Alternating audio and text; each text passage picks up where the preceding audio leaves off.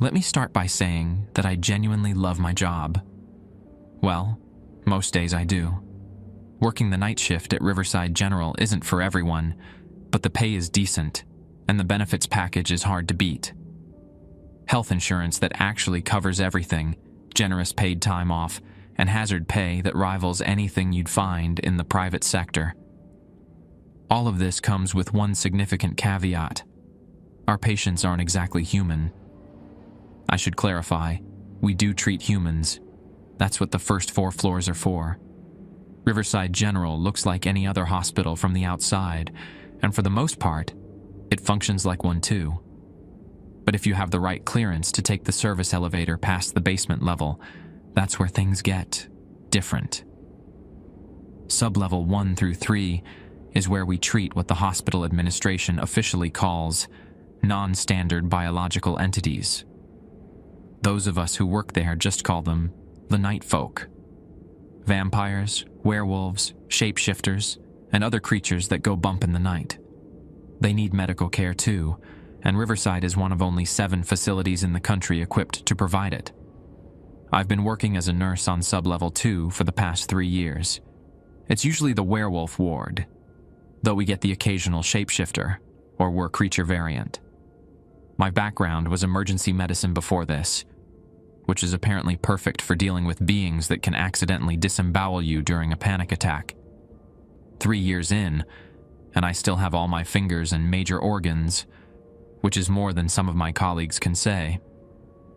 The thing about working with night folk is that everything is protocol. Every creature has specific handling procedures, and every situation has a pre-established response. Break protocol, and best case scenario, you end up with a write-up. Worst case, well, let's just say we've had a few closed casket funerals. The main rules are posted everywhere, and they're simple enough. Never enter a patient room alone. Always wear your marker bracelet while on shift. Follow all posted containment protocols for each ward. If you hear Code Crimson announced, proceed immediately to the nearest safe room. Never, under any circumstances, administer medication not explicitly approved for a specific species. Simple enough, right? That's what I thought too, until last Monday when they brought in patient 34B. I was working my usual night shift, 11 p.m. to 7 a.m. Things had been quiet. A werewolf with silver poisoning, a vampire with severe sunlight burns, and a shapeshifter stuck halfway between forms. Standard stuff. Then the emergency intake alarm blared. Dr. Bowman rushed past the nurse's station, pulling on a hazmat suit. "Bobby, I need you now. We've got a code yellow coming in." Code yellow. Something new. Something they didn't have established protocols for yet. I should have called in sick that night. I really should have called in sick. Because what they wheeled in wasn't like anything I'd seen before. And what followed changed everything I thought I knew about our hospital, the night folk, and the rules we're supposed to follow. Some rules I learned aren't meant to protect us from the patients. Some rules are meant to protect us from the hospital itself. The thing they wheeled in was wrapped in a thick, dark tarp that seemed to absorb light rather than reflect it. 4 security guards flanked the gurney, each one gripping the metal frame tight enough to whiten their knuckles. I could hear something moving under the tarp, a wet, sliding sound that made my skin crawl. "Bobby, get the isolation room prepped, now!" Dr. Bowman barked, his voice muffled through the hazmat suit. I scrambled to my feet and headed for room 13, our highest security containment area. As I punched in the code, I noticed my fingers were trembling. I'd never seen Dr. Bowman this agitated before. The man had once calmly stitched up a thrashing werewolf during the full moon without breaking a sweat. Something was very wrong. Room 13 had special features the other rooms didn't. Silver-reinforced walls, UV light options, and a complete oxygen lockdown system. I grabbed the tablet mounted outside the door and began the sterilization sequence. "Hang tight, Bobby," came Marge's voice from behind me. Marge Wilkins was the night charge nurse, a tough-as-nails woman in her 50s who'd been at Riverside since the special units opened. You're gonna need to see the special handling sheet for this one. Marge handed me a red folder. Red, not the usual yellow or blue. I'd never seen a red folder before. What's coming in? I asked, my mouth suddenly dry. Something from the quarry outside of town. Construction crew found it while blasting for the new highway expansion. She leaned in close, her voice dropping to a whisper. It already killed 3 people during transport. My stomach dropped. Why didn't they take it to sub-level 3? That's where we kept the really dangerous ones. Sub-level 3 is where they found it, Marge replied, her expression grim. Apparently it escaped from there about 30 years ago, before my time. Before I could ask any more questions, the double doors at the end of the hall burst open, and the gurney came rolling in. Doctor, Bowman, and the security team moving fast.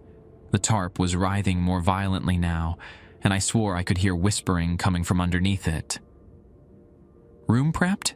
Dr. Bowman asked sharply. I nodded, stepping aside as they pushed the gurney into room 13. The whispering grew louder as they passed, and though I couldn't make out any words, my nose started bleeding. I wiped it away, hoping no one noticed. Read the protocol, Nurse Roberts. Dr. Bowman called over his shoulder. We'll need to administer the initial sedative within the next 4 minutes. I flipped open the red folder and started reading. Patient 34B. Classification. Extreme containment appearance. Humanoid. Will attempt to mimic familiar faces. Do not trust visual identification. Special handling procedures. 1. Patient must remain in complete darkness at all times. Any exposure to light causes agitation and attempted escape. 2. Staff must wear sonic dampeners when in proximity to patient. Patient can influence thoughts through vocalization. 3. Only staff wearing approved marker bracelets may enter containment. Non-marked personnel will experience disorientation and may become susceptible to influence. 4th patient requires chemical sedation every 4 hours. Exactly. Use only compound RT7, see cabinet 3. Dosage, 50 cc 5. In case of breach, activate code Crimson and proceed to nearest safe room. Do not attempt to subdue patient. 6. Never look at patient for more than 10 seconds continuously. 7. If patient speaks your name, exit room immediately and report to supervising physician. I just finished reading when Joe Blackburn, one of the security guards, stumbled out of room 13. His nose was bleeding profusely, and his eyes looked unfocused. It knows my name, he slurred, grabbing my arm. It shouldn't know my name, Bobby. It said my mama's name, too. Before I could react, Joe's eyes rolled back and he collapsed, foam bubbling at the corners of his mouth. I hit the emergency call button as doctor. Bowman emerged from the room. Damn it! Get the crash cart! He shouted, dropping to his knees beside Joe. I darted to get the crash cart while Marge called a code blue. By the time I returned, Joe's body was convulsing violently, his back arching at an impossible angle. Then, to my horror, dark, thread-like tendrils began seeping from his ears, nose, and the corners of his eyes. Get back! Dr. Bowman yelled, scrambling away from Joe's body. Isolation protocol! Joe's body went rigid, then collapsed completely. The dark threads retracted, disappearing back into his body. His eyes were open, staring blankly at the ceiling. What just happened? I whispered, my voice shaking. Dr. Bowman stood up slowly, removing his hazmat hood. His face was ashen. It made contact. Rule number 7, Bobby. It spoke his name. But what is it? I asked. Something old, Dr. Bowman replied, his voice heavy. Something that was here long before us. They found it back in '89 during the original hospital expansion. They thought they could study it, contain it. Then the incident happened. What incident? The one that's not in any of the official records. Marge cut in. The one where we lost an entire medical team and had to seal off part of Sub-Level 3. Dr. Bowman nodded grimly. I need to call Director Holt. Bobby, get the paperwork started for Joe. And for God's sake, make sure your marker bracelet is secure. I glanced down at the plastic band around my wrist, the strange symbols etched into it glowing faintly blue. I'd always thought they were just RFID trackers. What exactly do these do? I asked, holding up my wrist. Dr. Bowman paused at the door. They mark you as you, the real you, so it can't replace you. He left me standing there staring at Joe's body, the implications of his words sinking in like ice water through my veins. Marge touched my shoulder gently. Come on, Bobby. Let's get you some coffee. You look like you've seen a ghost. Not a ghost, I muttered, still staring at the closed door of room 13. Something worse. As we walked away, I could swear I heard my name being whispered from behind that door. Soft, insistent, and somehow familiar, like an old friend calling me home. Marge and I sat in the break room, the fluorescent lights humming overhead. I cradled a cup of coffee between my hands, more for warmth than caffeine. My body felt cold from the inside out. You've been here 3 years and never asked about the bracelets?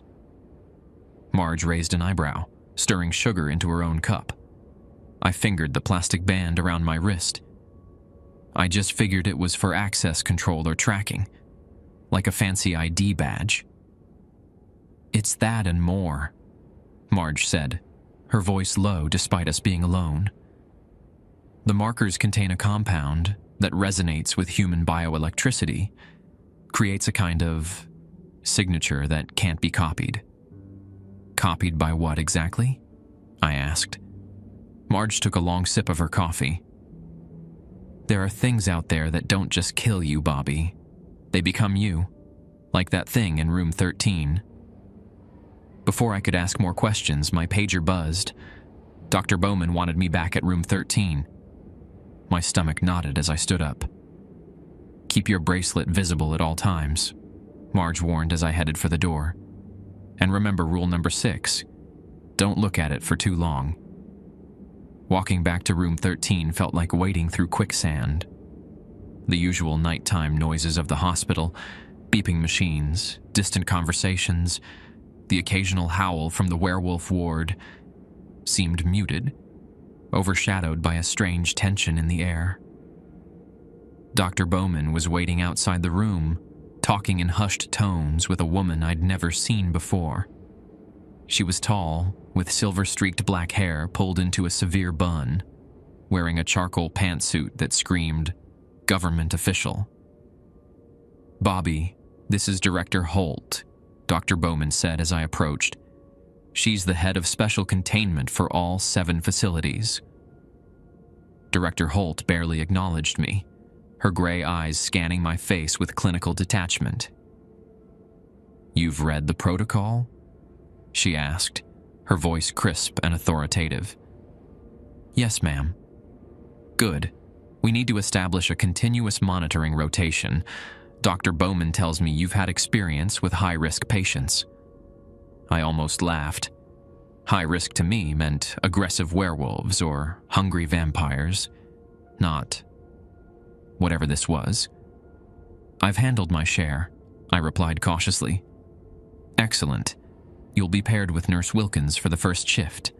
4 hours on, 8 off. The patient requires sedation every 4 hours precisely." She handed me an access card. "This will open cabinet 3 in the med room. The sedative is stored there. Only authorized personnel can access it." "What exactly is in the sedative?" I asked. Director Holt and Dr. Bowman exchanged looks. "It's a proprietary compound," Dr. Bowman said finally. "Developed specifically for this patient." "Nurse Roberts," Director Holt cut in, "what you're dealing with is classified at the highest level. You don't need to know what's in the medication. You just need to administer it correctly and on schedule." I nodded, knowing better than to push further. "Yes, ma'am." "Initial sedation has already been administered," Dr. Bowman explained. "Your first dose will be at 3 a.m., not a minute before, not a minute after." "One more thing," Director Holt added, handing me something that looked like a small hearing aid. "This is your sonic dampener. It goes in your right ear only. Do not remove it while in the room. Do not allow the patient to touch it." I slipped the device into my ear. Immediately, the sounds around me became slightly muffled, as if I were underwater. "The patient may try to communicate with you," she continued. "It may plead, threaten, or offer information. Ignore it. Document anything it says, but do not engage." "What if it says my name?" I asked, remembering Joe. "Exit immediately and report to me," Dr. Bowman said firmly. "No exceptions." After a few more instructions and warnings, they left me to wait for Marge. I stood outside room 13, staring at the closed door, wondering what exactly waited for me on the other side. Marge arrived 15 minutes later, looking refreshed after changing into clean scrubs. "Ready for this?" I wasn't, but I nodded anyway. "Remember," she said as she entered the access code, "Rule number 6, no extended eye contact." The door hissed open, and we stepped into the anteroom, a small space with another sealed door ahead, and decontamination equipment lining the walls. Marge handed me a tablet. "We'll be recording vitals every 30 minutes, she explained. "The patient is fitted with remote monitoring equipment, but we need visual confirmation as well." "How do we see it if the room has to be kept dark?" I asked.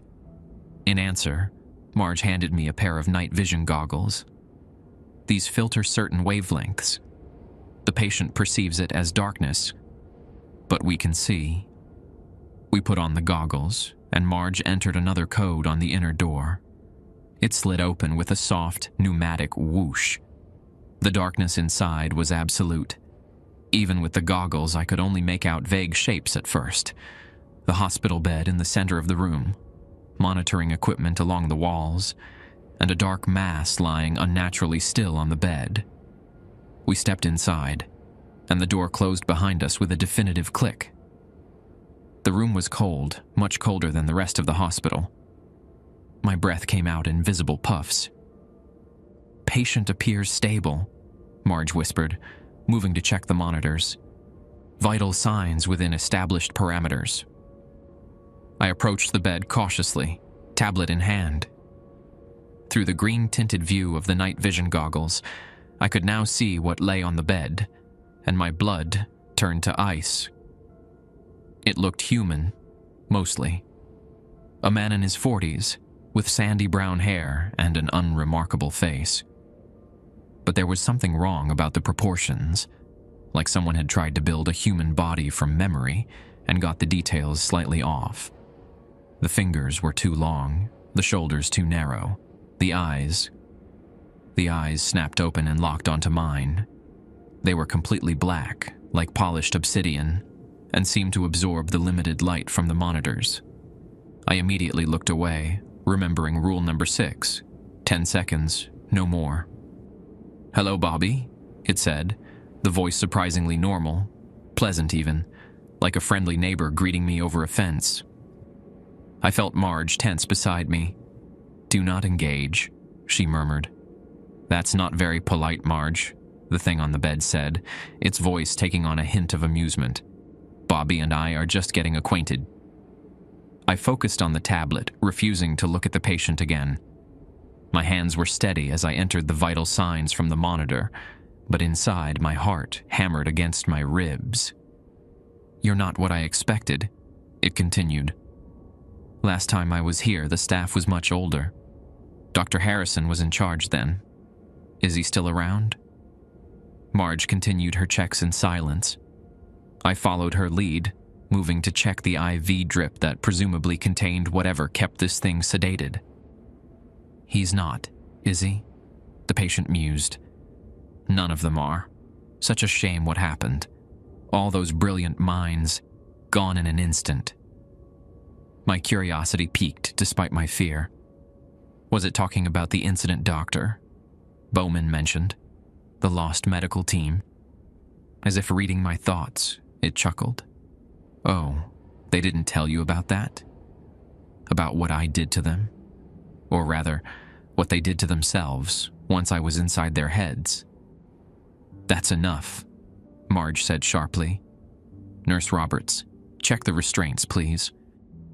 I moved to examine the thick metal cuffs that secured the patient to the bed, wrists, ankles, and another band across its midsection. Each restraint glowed faintly with the same blue light as our marker bracelets. As I leaned over to check the wrist restraint, the patient turned its head slightly toward me. I kept my eyes averted, focusing on the task. I know what you dream about, Bobby, it whispered, so quietly that I wasn't sure Marge could hear. Those nightmares about drowning, about the lake where your brother died. I was there, you know. I saw everything. A cold spike of fear shot through me. No one knew about those dreams. I'd never told anyone about them, not even my therapist. I could bring him back for you, it continued, its voice slithering into my brain despite the sonic dampener. Would you like that? To see little Tommy again? I stumbled back from the bed, my heart racing.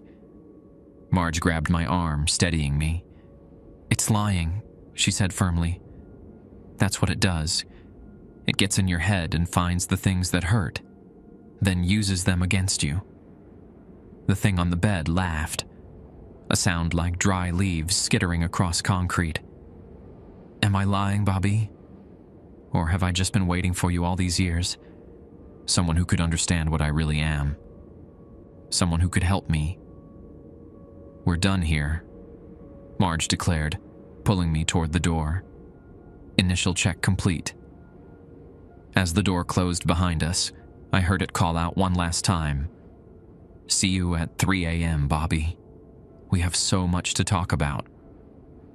I yanked off the night vision goggles, blinking in the harsh light of the anteroom. My hands were shaking now. What the hell was that? I gasped. How did it know about my brother? Marge's face was grim as she removed her own goggles. That's what it does. It gets inside your head, finds the weak points. But my brother? I never talk about him. Never. It doesn't need you to talk about him, Marge replied, her voice softening. That's why we have the dampeners, but they're not perfect. The longer you're exposed, the more it can access. I leaned against the wall, trying to steady my breathing.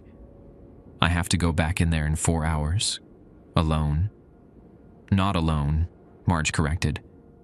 You'll be with Clint from security. Nobody goes in there solo.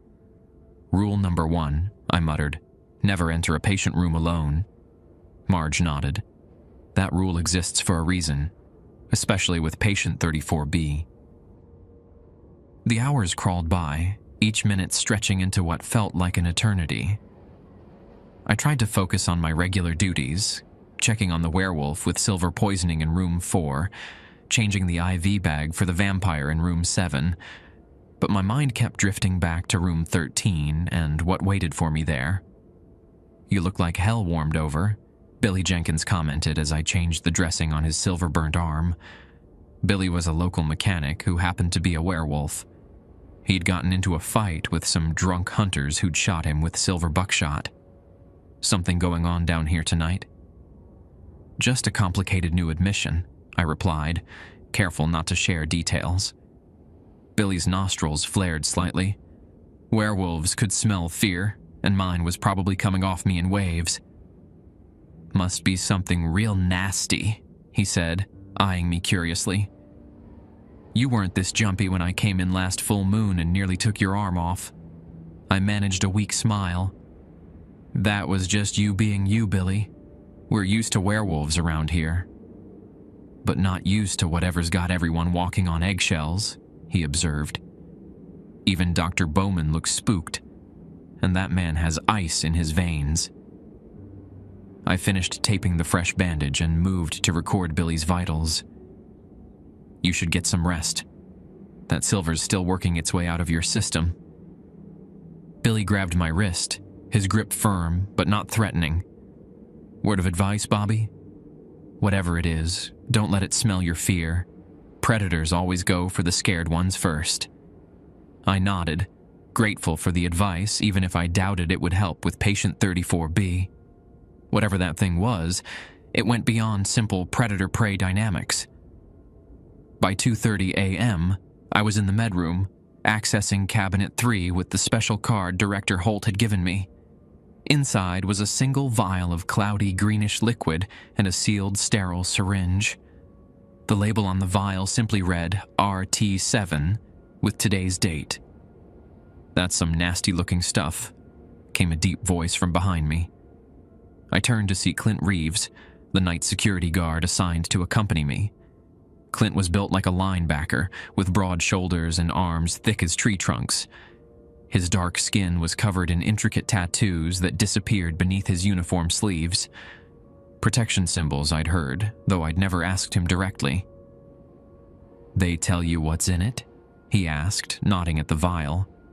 "Proprietary compound," I replied, repeating what Dr. Bowman had told me. Clint snorted. "That's admin speak for you don't want to know." I carefully measured 50 cc of the green liquid into the syringe. It was viscous, moving slowly like cold honey. "You've dealt with patient 34B before?" "Not directly," Clint said, his expression darkening. "But I was here during its last containment, 20 years ago." I looked up, surprised. I thought it escaped 30 years ago. It did. They recaptured it about 10 years later, kept it here for nearly 8 months before the incident happened. He tapped his marker bracelet meaningfully. These weren't standard issue back then. A lot of people died because of that oversight. My mouth went dry. How many is a lot? 23 staff members, Clint said quietly, plus 4 patients who were caught in the crossfire. It replaced them one by one over weeks. By the time anyone realized what was happening, it had already spread too far. I finished preparing the medication with slightly trembling hands. And now it's back. "Now it's back," Clint agreed grimly. "And honestly, I'd rather face 100 pissed-off werewolves than go into that room." That wasn't exactly comforting coming from a man who looked like he could bench press a car. "But we've got better containment now," he added, probably seeing the fear on my face. "Better protocols. Just stick to the rules and we'll be fine." We walked to room 13 in silence, the only sound the soft squeaking of our shoes on the linoleum and the distant moans from the shapeshifter ward. I checked my watch, 2:53 a.m. Still a little early, but we needed time to suit up. Dr. Bowman was waiting for us outside the room, reviewing data on a tablet. "Right on time," he said, looking up. "Any issues with the medication?" "No, sir," I replied, showing him the syringe. "Good. Remember, exactly 3 a.m., not a minute before or after." He handed me a fresh sonic dampener. "Replace your current one with this. They need to be changed every 8 hours." I swapped out the devices, the hospital sounds momentarily rushing back to full volume before becoming muffled again. "I'll be monitoring from the observation station, Doctor." Bowman continued. "If anything, and I mean anything, seems off, activate the emergency call button and get out." Clint and I nodded in unison. Dr. Bowman gave us one last appraising look before heading to the observation room down the hall. "Ready?" Clint asked, his hand hovering over the keypad. I wasn't sure I'd ever be ready, but I nodded anyway. As I'll ever be. We entered the anteroom and donned our night vision goggles. The clock on the wall read 2:57 a.m. 3 minutes, I said. holding the syringe carefully. Clint checked his taser, standard issue for security, though I doubted it would do much against whatever waited for us. Remember, no direct eye contact for more than 10 seconds. And if it says my name, exit immediately, I added. No matter what, Clint emphasized. Even if I'm down, you get out. Clear? Clear. At exactly 2:59, Clint entered the code for the inner door. It slid open silently, revealing the pitch-black room beyond. Through my night vision goggles, I could see patient 34B lying on the bed, just as before. It appeared to be sleeping, its chest rising and falling in a regular rhythm. We stepped inside, and the door sealed behind us. The temperature seemed even colder than before, the air heavy with a metallic smell that reminded me of old pennies. Patient 34B, I announced, keeping my voice professional. It's time for your medication. The thing on the bed opened its eyes slowly. Through the green tint of the goggles, those black orbs looked like holes in reality. "Ah, Bobby," it said, its voice somehow both sleepy and alert. "Right on time. And you brought Clint with you. Hello, Clint. It's been a while." Clint stiffened beside me but remained silent, positioning himself between me and the door as I approached the bed with the syringe. "You've grown since I last saw you," the patient continued, addressing Clint. "You were just a security trainee back then, so young and frightened. Do you still dream about what you saw that day in the morgue?" I focused on prepping the IV port, refusing to look at patient 34B's face. My hands were steady now, the familiar routine of administering medication taking over. "The silence treatment? How rude," it sighed, "especially when I have so much to offer you both." I checked my watch, 2:59:45, 15 seconds to go. "You know, Bobby," it said conversationally, "your brother didn't die instantly when he drowned. Did they tell you that? He was conscious under the water for nearly 2 minutes, calling for you, wondering why you didn't jump in to save him." I gritted my teeth, forcing myself to watch the seconds tick by. 2:59:50, 51:52. "And Clint," it continued, "what would your husband say if he knew what you really did during the containment breach? The choices you made? The people you sacrificed?" From the corner of my eye, I saw Clint's hand tighten on his taser. I pushed the plunger on the syringe, watching the green liquid flow through the IV line. Patient 34B let out a long, satisfied sigh, like someone sinking into a hot bath. "That's the good stuff," it murmured. "Do you know what you're putting into me, Bobby? Do you know what RT7 really is?" I disconnected the syringe, careful not to let my fingers brush against its skin. "It's them," patient 34B whispered. "Liquefied, processed, the essence of what I need. RT7, room 13, 7 bodies, the last 7 who died trying to contain me." My stomach lurched. It was lying. It had to be lying. "The hospital doesn't waste anything," it continued, voice growing slightly slurred as the medication took effect. "Especially not the parts that could be useful." "We're done here," Clint said firmly, touching my shoulder. "Step back, Nurse Roberts." I began to move away from the bed when patient 34B suddenly jerked forward, the restraints creaking under the strain. It didn't break free, but the movement was so unexpected that I flinched and accidentally met its eyes. 1 second. 2. 3. I should look away. I knew I should look away. 4. 5. 6. But those eyes were pulling me in, like black holes consuming everything around them. 7. 8. 9. "I can show you, Tommy," it whispered. "Just lean a little closer." "Bobby!" Clint's sharp voice broke the spell. "Move back now." I tore my gaze away. realizing with horror that I'd almost hit the 10-second mark. My heart hammered in my chest as I backed toward the door. Patient 34B smiled, a too-wide grin that showed teeth just slightly too pointed to be human. 7 seconds, it said. That's all it took. A piece of me is in you now, Bobby Roberts. A small seed. It will grow. It's lying, Clint said firmly, pulling me toward the exit. That's what it does. We reached the door, and Clint punched in the code. As it slid open, patient 34B called out once more. Ask Dr. Bowman about the sub-basement, Bobby. Ask him what's in room X. Ask him about the others like me. The door closed, cutting off its voice. In the harsh light of the anteroom, I ripped off my goggles and leaned against the wall, breathing heavily. You okay? Clint asked, his own face sheened with sweat. Yeah, I lied.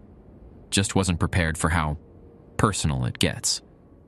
Clint nodded grimly. That's its weapon, getting inside your head, making you doubt everything you know.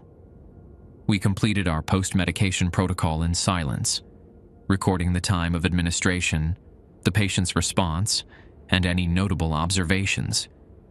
I deliberately omitted the comment about RT7 and room X. I wasn't sure why. It was clearly manipulation, yet something about the confidence in its voice made me hesitate. You should get some air, Clint suggested as we exited the anteroom. I'll stay here until my relief comes. I nodded gratefully and headed toward the staff lounge, my mind racing. I knew I should dismiss everything patient 34B said as lies designed to unsettle us. That's what Marge and Clint had warned.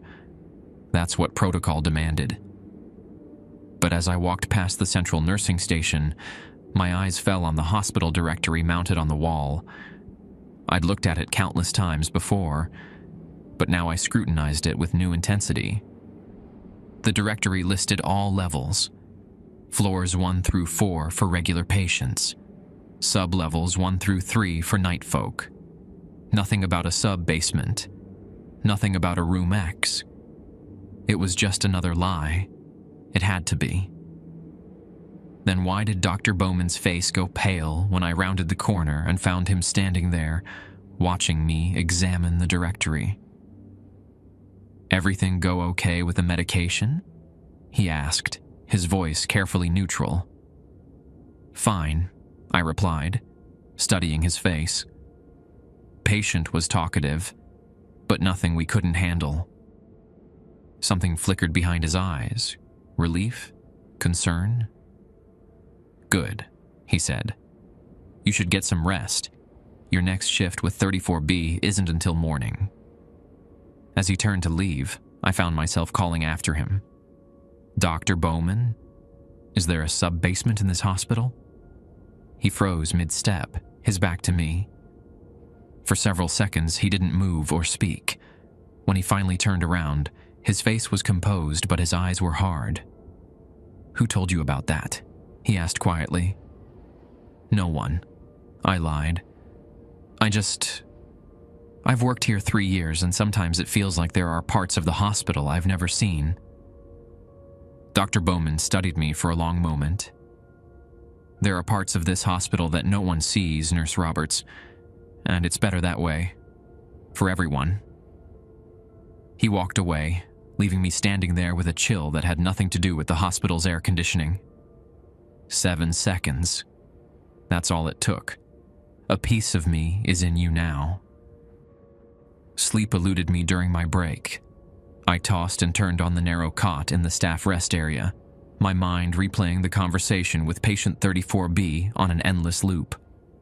The things it said about Tommy, about RT7, about a sub-basement, and Dr. Bowman's reaction when I mentioned it. By 7 a.m., my shift was officially over, but I found myself lingering, reluctant to leave while so many questions remained unanswered. I changed into fresh scrubs and headed to the cafeteria, hoping some coffee might clear the fog from my brain. The cafeteria was nearly empty. Just a few night shift workers grabbing breakfast before heading home and early morning staff starting their day. I spotted Earl Davis, one of the maintenance workers, sitting alone with a large coffee and a half-eaten breakfast sandwich. Earl had been at Riverside longer than anyone, nearly 40 years. If anyone knew about a sub-basement, it would be him. I grabbed a coffee and made my way to his table. "Mind if I join you?" I asked. Earl looked up, his weathered face breaking into a friendly smile. "Bobby, have a seat, son." He gestured to the chair across from him. "Rough night?" "You could say that." I sat down, wrapping my hands around the warm coffee mug. "New patient in room 13. Earl's smile faltered.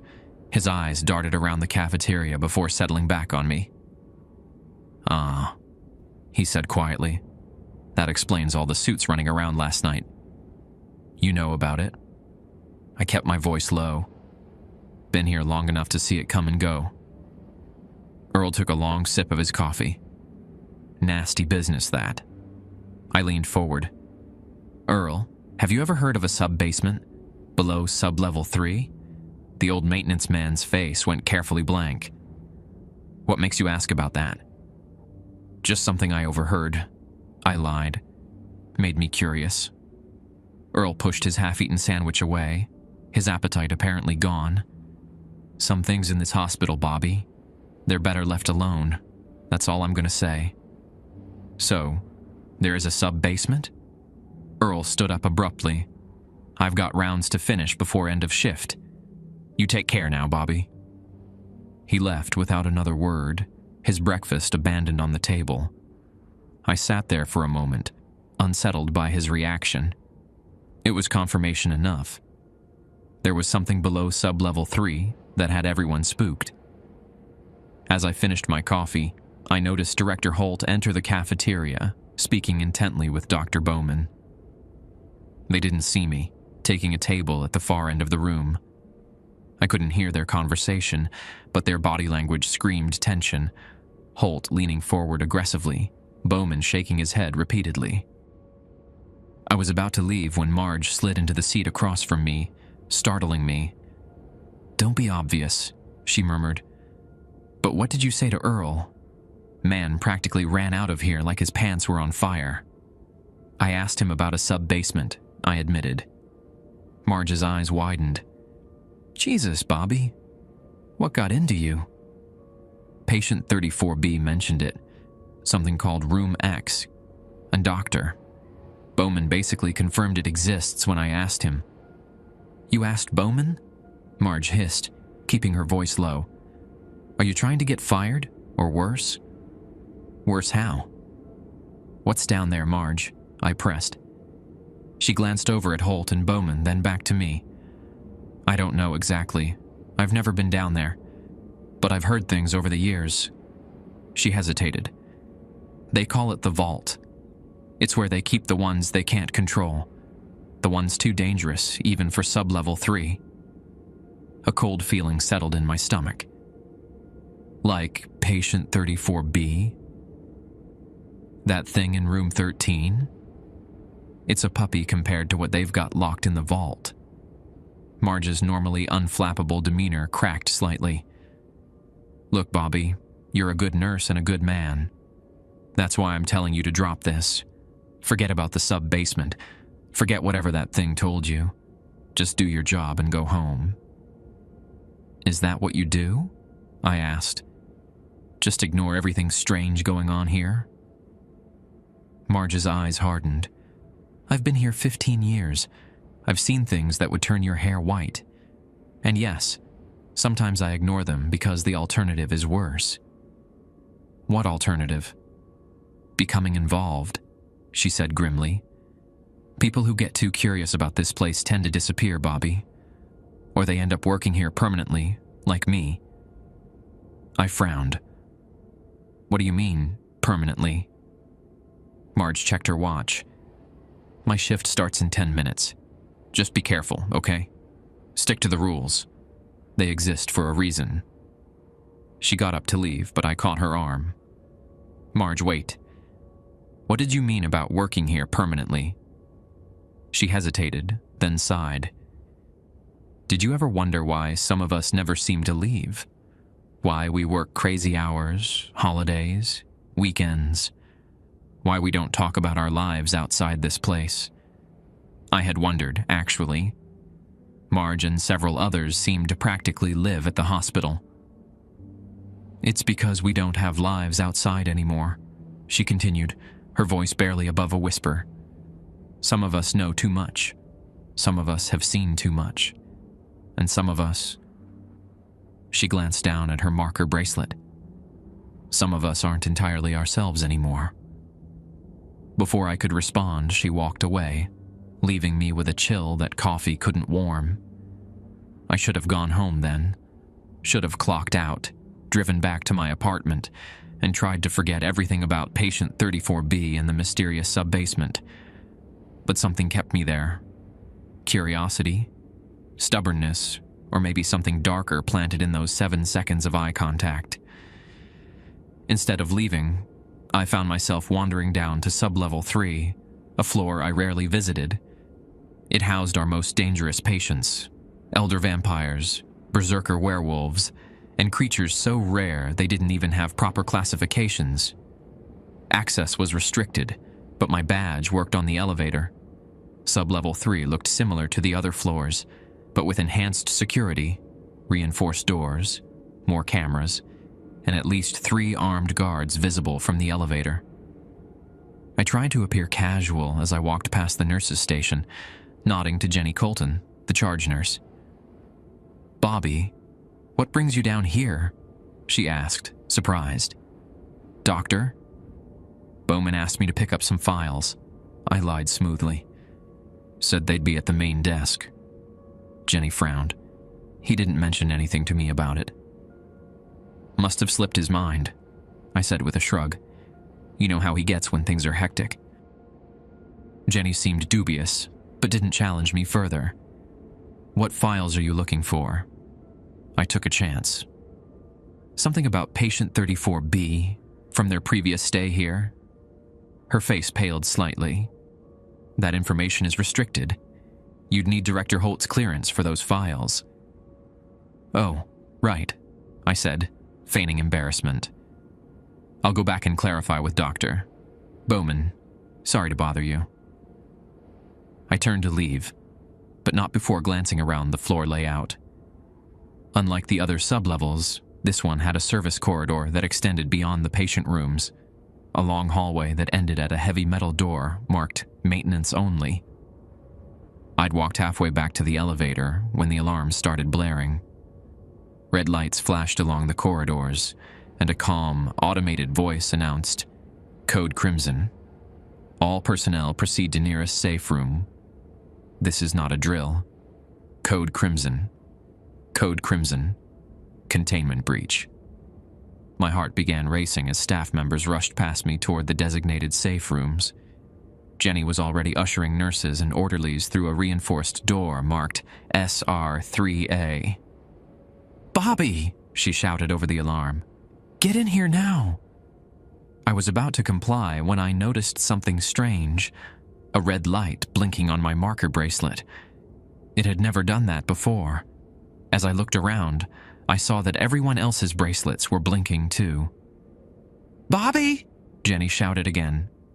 I ran toward the safe room, but just before I reached it, the heavy metal door at the end of the service corridor burst open.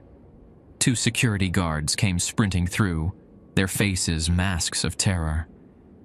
Behind them, something moved in the darkness, something large and formless, like living shadow.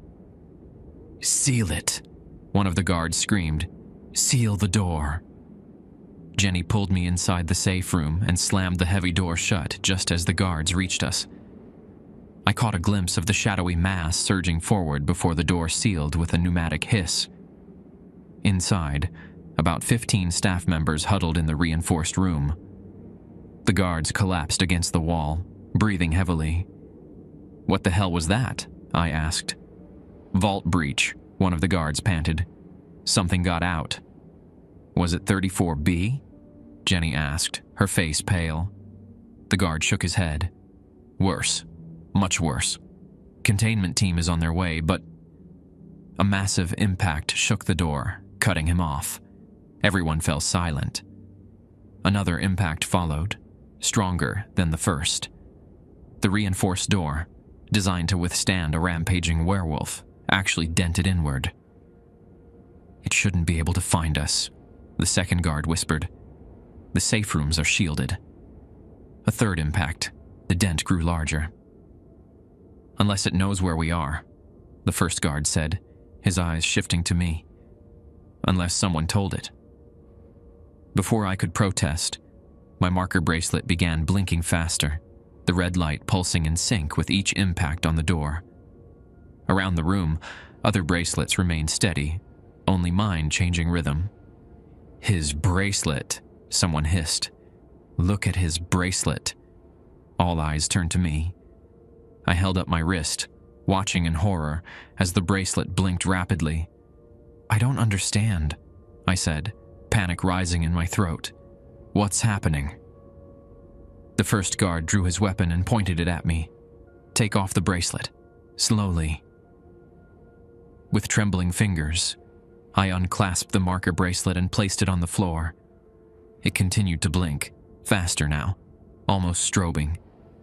7 seconds, I whispered, remembering patient 34B's words. "A piece of me is in you now." Another impact shook the door, the metal groaning under the strain. The guard kept his weapon trained on me. "What did you do, Roberts?" he demanded. "What did you let in?" "Nothing, I swear." "Your bracelet is compromised," Jenny said, backing away from me. "That's not supposed to be possible unless—" She didn't finish the thought, but the implication hung in the air. Unless I wasn't me anymore. Unless whatever was outside had already gotten inside. Inside me. The impacts stopped suddenly. The silence that followed was almost worse than the pounding. My discarded bracelet still blinked on the floor, but slower now, like a heartbeat. Then, the intercom crackled to life. Dr. Bowman's voice filled the room, tense but controlled. "Attention all personnel. Containment has been restored. Remain in safe rooms until security verifies all areas. Anyone with abnormal marker bracelet activity, report to the main security station immediately upon all clear." The guard didn't lower his weapon. "You heard him, Roberts. You're coming with me once we get the all clear." I nodded numbly, staring at my blinking bracelet on the floor, wondering what it meant. What had happened during those 7 seconds of eye contact with patient 34B, and more importantly, what had just escaped from the vault. The security team escorted me to a small windowless room on sublevel 1 that I'd never seen before. Unlike the clinical spaces of the hospital, this room had concrete walls, a metal table bolted to the floor, and 2 uncomfortable-looking chairs. It reminded me of police interrogation rooms from TV shows. They confiscated my badge, my phone, and issued me a new marker bracelet. This one slightly heavier than the standard version, with a small, blinking green light. "Don't remove it," the guard warned. "This one's got a tracker. Try to take it off, and we'll know." I nodded, too exhausted and confused to argue. They left me alone in the room for what felt like hours, though my watch, which they'd allowed me to keep, showed only 45 minutes had passed when the door finally opened. Director Holt entered, followed by Dr. Bowman. Both looked like they hadn't slept in days. Behind them came a man I'd never seen before, tall and gaunt, with silver hair cut military short and small, round spectacles perched on a hawkish nose. He carried an old-fashioned leather doctor's bag. "Nurse Roberts," Director Holt said. Her voice clipped. "This is Dr. Vernon. He specializes in unusual contamination cases." Dr. Vernon offered a thin smile that didn't reach his eyes. "Mr. Roberts, I understand you've had direct contact with patient 34B. "Yes," I replied, my mouth dry. "I administered medication early this morning." "And during this interaction, did you maintain protocol, specifically regarding eye contact?" His voice was soft but penetrating, with a slight European accent I couldn't quite place. I hesitated. Lying seemed pointless. They clearly suspected something already. I might have exceeded the 10-second limit, briefly. Dr. Vernon nodded as if I'd confirmed something. He set his bag on the table and removed several items: a small pen light, what looked like a blood pressure cuff with strange modifications, and a device resembling a tuning fork, but made of some dark metal. "How much sleep have you gotten in the past 24 hours, Mr. Roberts?" he asked, pulling on latex gloves. "Maybe 2 hours? 3? And dreams? Any unusual dreams during that time?" I thought back to my fitful nap in the break room. "I dreamed about my brother. He drowned when we were kids." Dr. Vernon exchanged glances with Holt and Bowman. "Patient 34B mentioned your brother during your interaction. Yes?" "Yes." It knew details. Things no one else could know. "That's what it does, Doctor," Bowman interjected. "It finds vulnerabilities and exploits them." Dr. Vernon held up a hand, silencing him. "May I examine you, Mr. Roberts? It's non-invasive, I assure you." I nodded reluctantly. He began with the pen light, shining it into my eyes and observing my pupils. Then he wrapped the modified blood pressure cuff around my arm. Instead of inflating, it emanated a faint humming noise. Finally, he struck the tuning fork against the table and held it near various parts of my body: my head, chest, and wrist, where my old marker bracelet had been. Throughout the examination, he remained silent, his expression unreadable. When he finished, he packed his tools back into the bag with methodical precision. "Well?" Director Holt demanded. "Exposure level 2, possibly early stage 3, Dr. Vernon pronounced. "Definitely contaminated, but the infection hasn't stabilized yet. The marker bracelet absorbed most of it, as designed." My heart sank. Contaminated with what? The three of them exchanged looks, seeming to have a silent conversation about how much to tell me. "Patient 34B is a vector organism," Dr. Vernon finally explained. "It doesn't just communicate telepathically, it transfers pieces of itself. Seeds, you might call them. And I'm infected?" The word tasted bitter in my mouth. "Yes," he said matter-of-factly. "But at a very early stage. Your compromised bracelet contained most of the transfer. Quite fortunate, really." "What would have happened without the bracelet?" I asked, not sure I wanted to know. Dr. Vernon's clinical detachment slipped for just a moment, revealing something like pity. "The entity would have established a deeper connection. Eventually, it would have been able to access your thoughts, influence your actions, even replace you, while maintaining your outward appearance." A cold shiver ran down my spine as I remembered Marge's words. Some of us aren't entirely ourselves anymore. "How do we fix it?" I asked, trying to keep my voice steady. "I'll prescribe a regimen of specialized medication," Dr. Vernon said, opening his bag again. "And you'll need to wear this enhanced marker bracelet for at least 2 weeks. It will monitor the contamination levels and help neutralize any remaining seeds." He removed a small amber bottle from his bag and set it on the table. 2 tablets every 6 hours. They may cause headaches, nausea, vivid dreams, all normal side effects. "And the breach?" I asked, looking at Dr. Bowman. "What got out of the vault?" The room went silent. Dr. Vernon stopped writing on his prescription pad, and Director Holt's already severe expression hardened further. "That information is classified," she said coldly. "With all due respect, Director," I countered, surprising myself with my boldness. "Something nearly broke down a reinforced safe room door, and my bracelet was somehow linked to it. I think I deserve some answers." Dr. Bowman sighed, rubbing his forehead. He's right, Victoria. He's involved now, whether we like it or not. Director Holt glared at him, then at me, before giving a curt nod. The bare minimum, then. Dr. Bowman turned to me.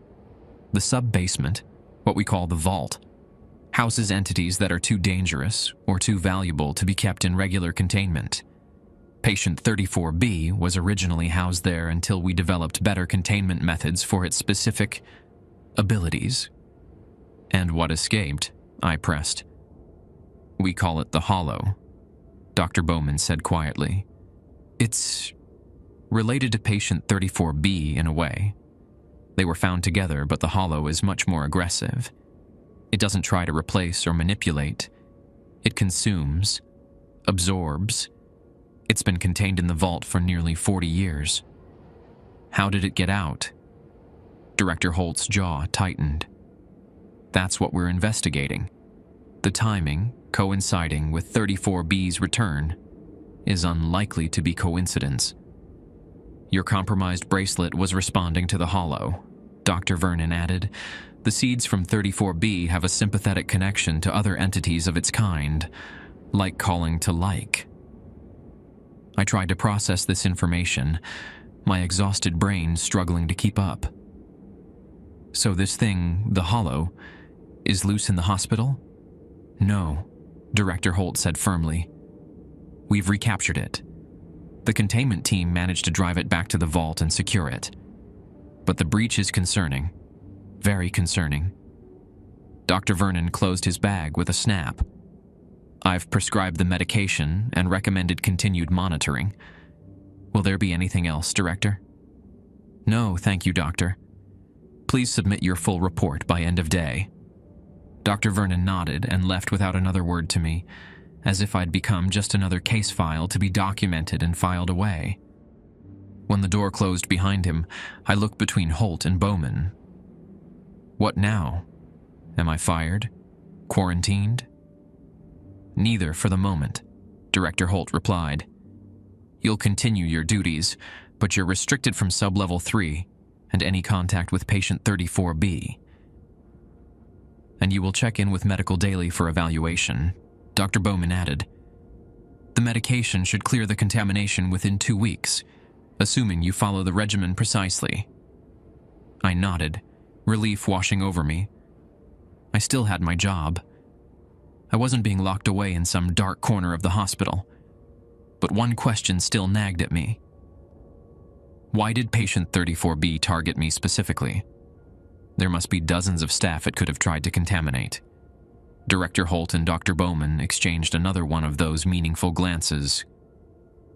We don't know, Doctor, Bowman admitted. But these entities don't do anything randomly.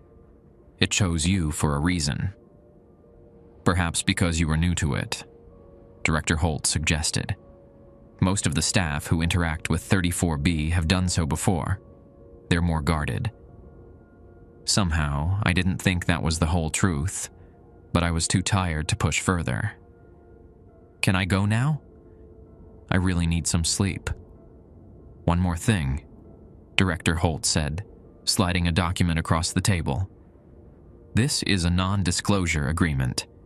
It covers everything we've discussed today, plus any other classified information you may have encountered or may encounter in the future regarding the vault, patient 34B, or the Hollow. I scanned the multi-page document. The legal language was dense, but the penalties for violation were clear enough. Termination, possible criminal charges, and something ominously referred to as memory adjustment protocol. Memory adjustment, I questioned. Standard language, Dr. Bowman said dismissively. Just hospital legal covering all bases. I signed the document, too exhausted to argue or ask more questions. At this point, I just wanted to go home, take the weird pills, and sleep for about 20 hours. Report to Dr. Kane in medical at the start of your next shift, Director Holt instructed, taking the signed form. He'll assess your condition and clear you for duty if appropriate. I nodded and stood to leave. And Roberts? She added, her voice softening slightly. Be careful. Watch for unusual thoughts, impulses, or dreams. Report them immediately, no matter how insignificant they seem." "Yes, ma'am." As I reached the door, Dr. Bowman called after me. "Bobby, about your brother. Patient 34B uses personal tragedies to manipulate. Whatever it told you about Tommy, don't let it get to you." I appreciated the sentiment, but it was too late for that. The seed had already been planted, in more ways than one. I drove home in a daze, the amber bottle of pills rattling in my pocket. My apartment felt strangely unfamiliar, as if I'd been gone for weeks instead of a day. My cat, Merlin, greeted me with his usual indifferent meow before demanding breakfast.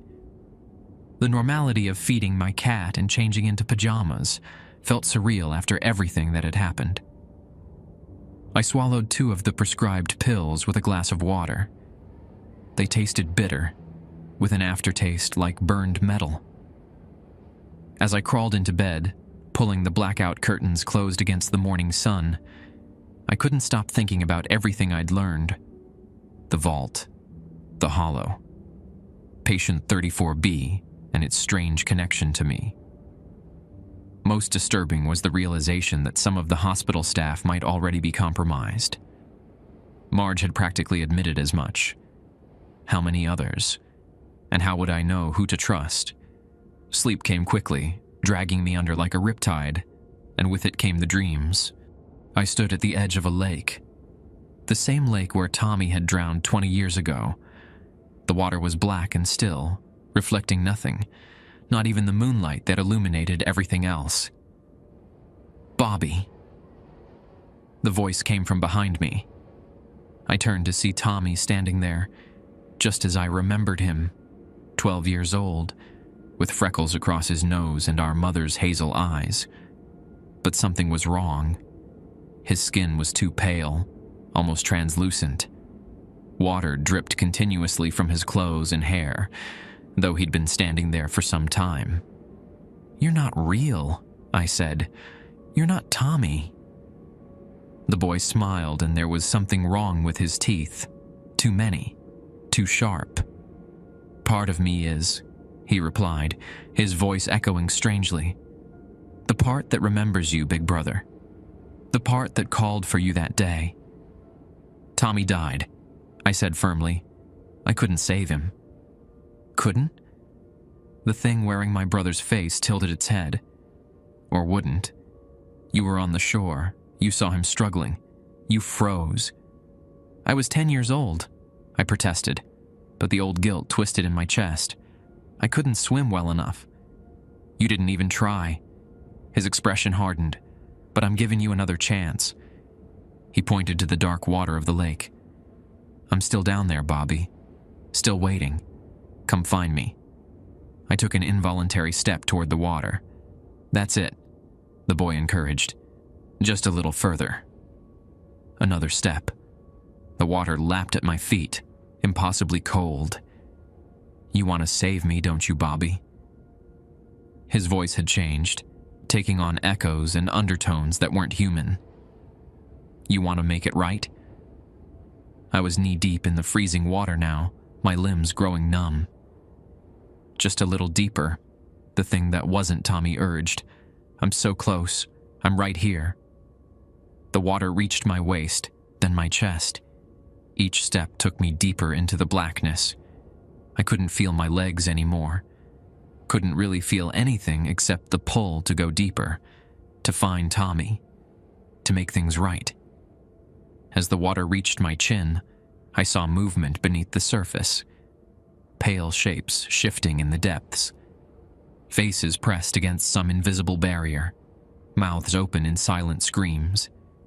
Dozens of them. Hundreds. And I recognized some of them. Hospital staff who had disappeared over the years. Patients who had died under mysterious circumstances. They were all down there, waiting. And I was about to join them. "Almost there," the false Tommy crooned from the shore, his voice now a chorus of overlapping whispers. "Just one more step, Bobby. One more step and you can save everyone. I took that step, and the black water closed over my head. I woke up gasping, sheets soaked with sweat. My heart pounded painfully in my chest, and the metallic taste of the medication filled my mouth. The dream had been so vivid, so real. I fumbled for the lamp beside my bed, desperate to banish the darkness. As light flooded the room, I saw something that made my blood run cold. My feet were wet, dripping lake water onto the hardwood floor. And beside them, tracked across the room from the door to my bed, were muddy footprints that weren't mine. I called in sick the next day. The official reason was a fever, not entirely a lie, as I'd woken up shivering despite the summer heat. The real reason was the muddy footprints leading to my bed and the lake water soaking my sheets. I spent an hour searching my apartment for any sign of an intruder, but the doors and windows were all locked from the inside. The footprints didn't match any of my shoes, and they simply stopped at my bedside, as if whoever, or whatever, had made them, had vanished into thin air.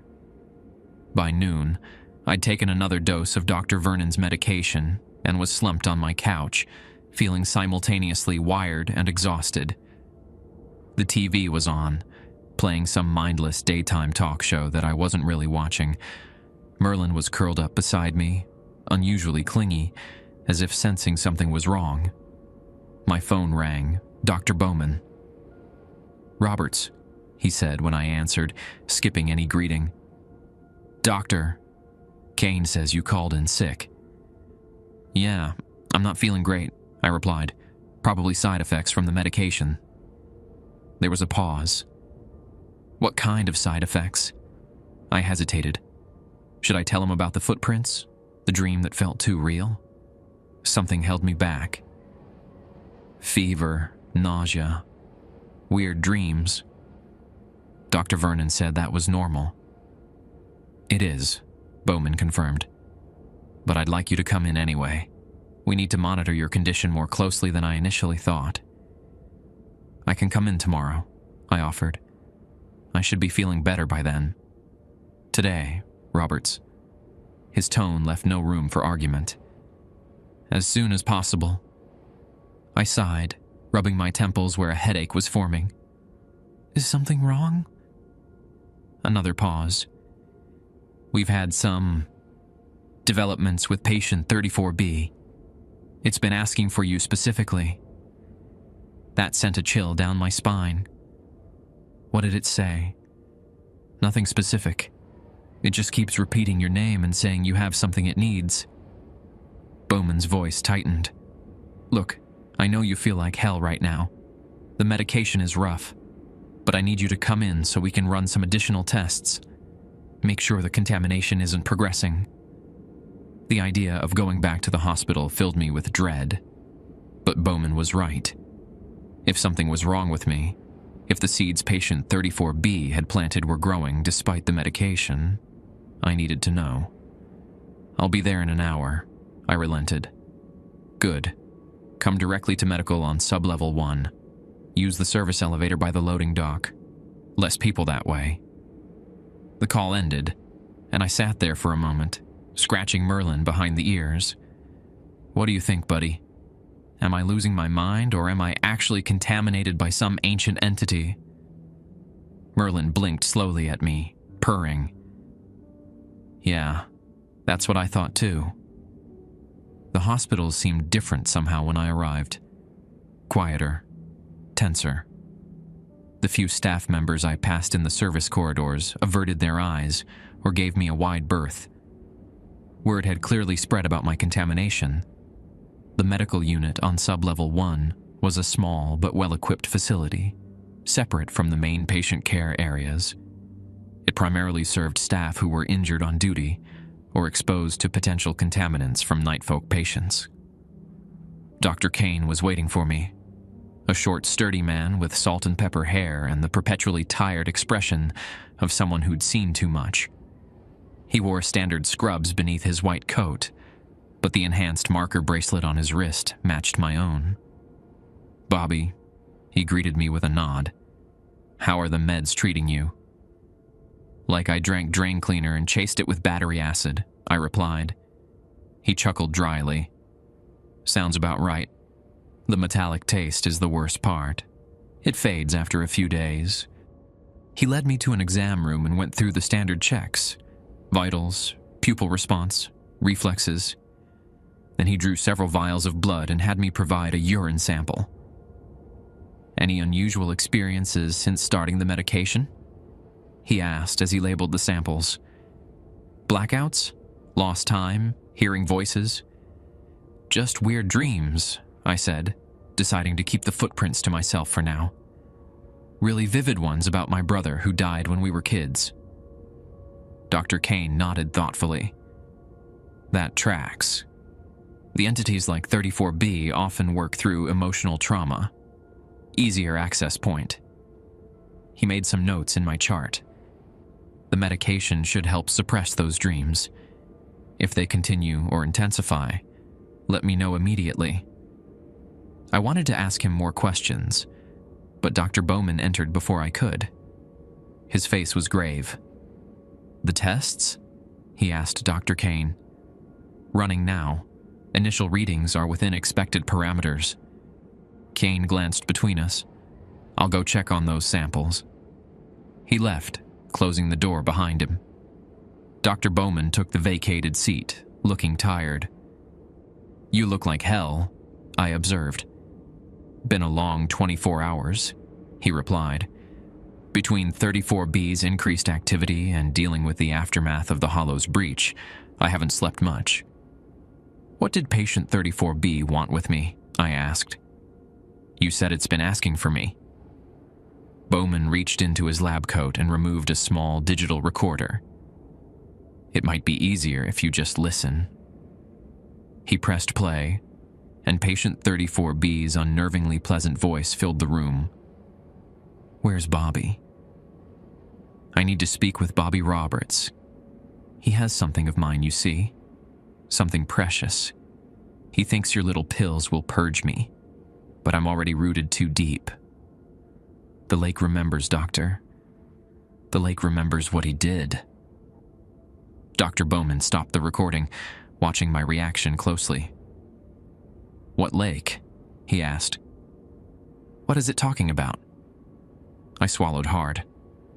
My brother drowned in Hawkins Lake when I was 10. He was out too far, and I couldn't save him. And you dreamed about this lake recently? I nodded. Last night, after taking the medication. Bowman's expression darkened. That's not good. The medication should be suppressing the connection, not enhancing it. What does it mean?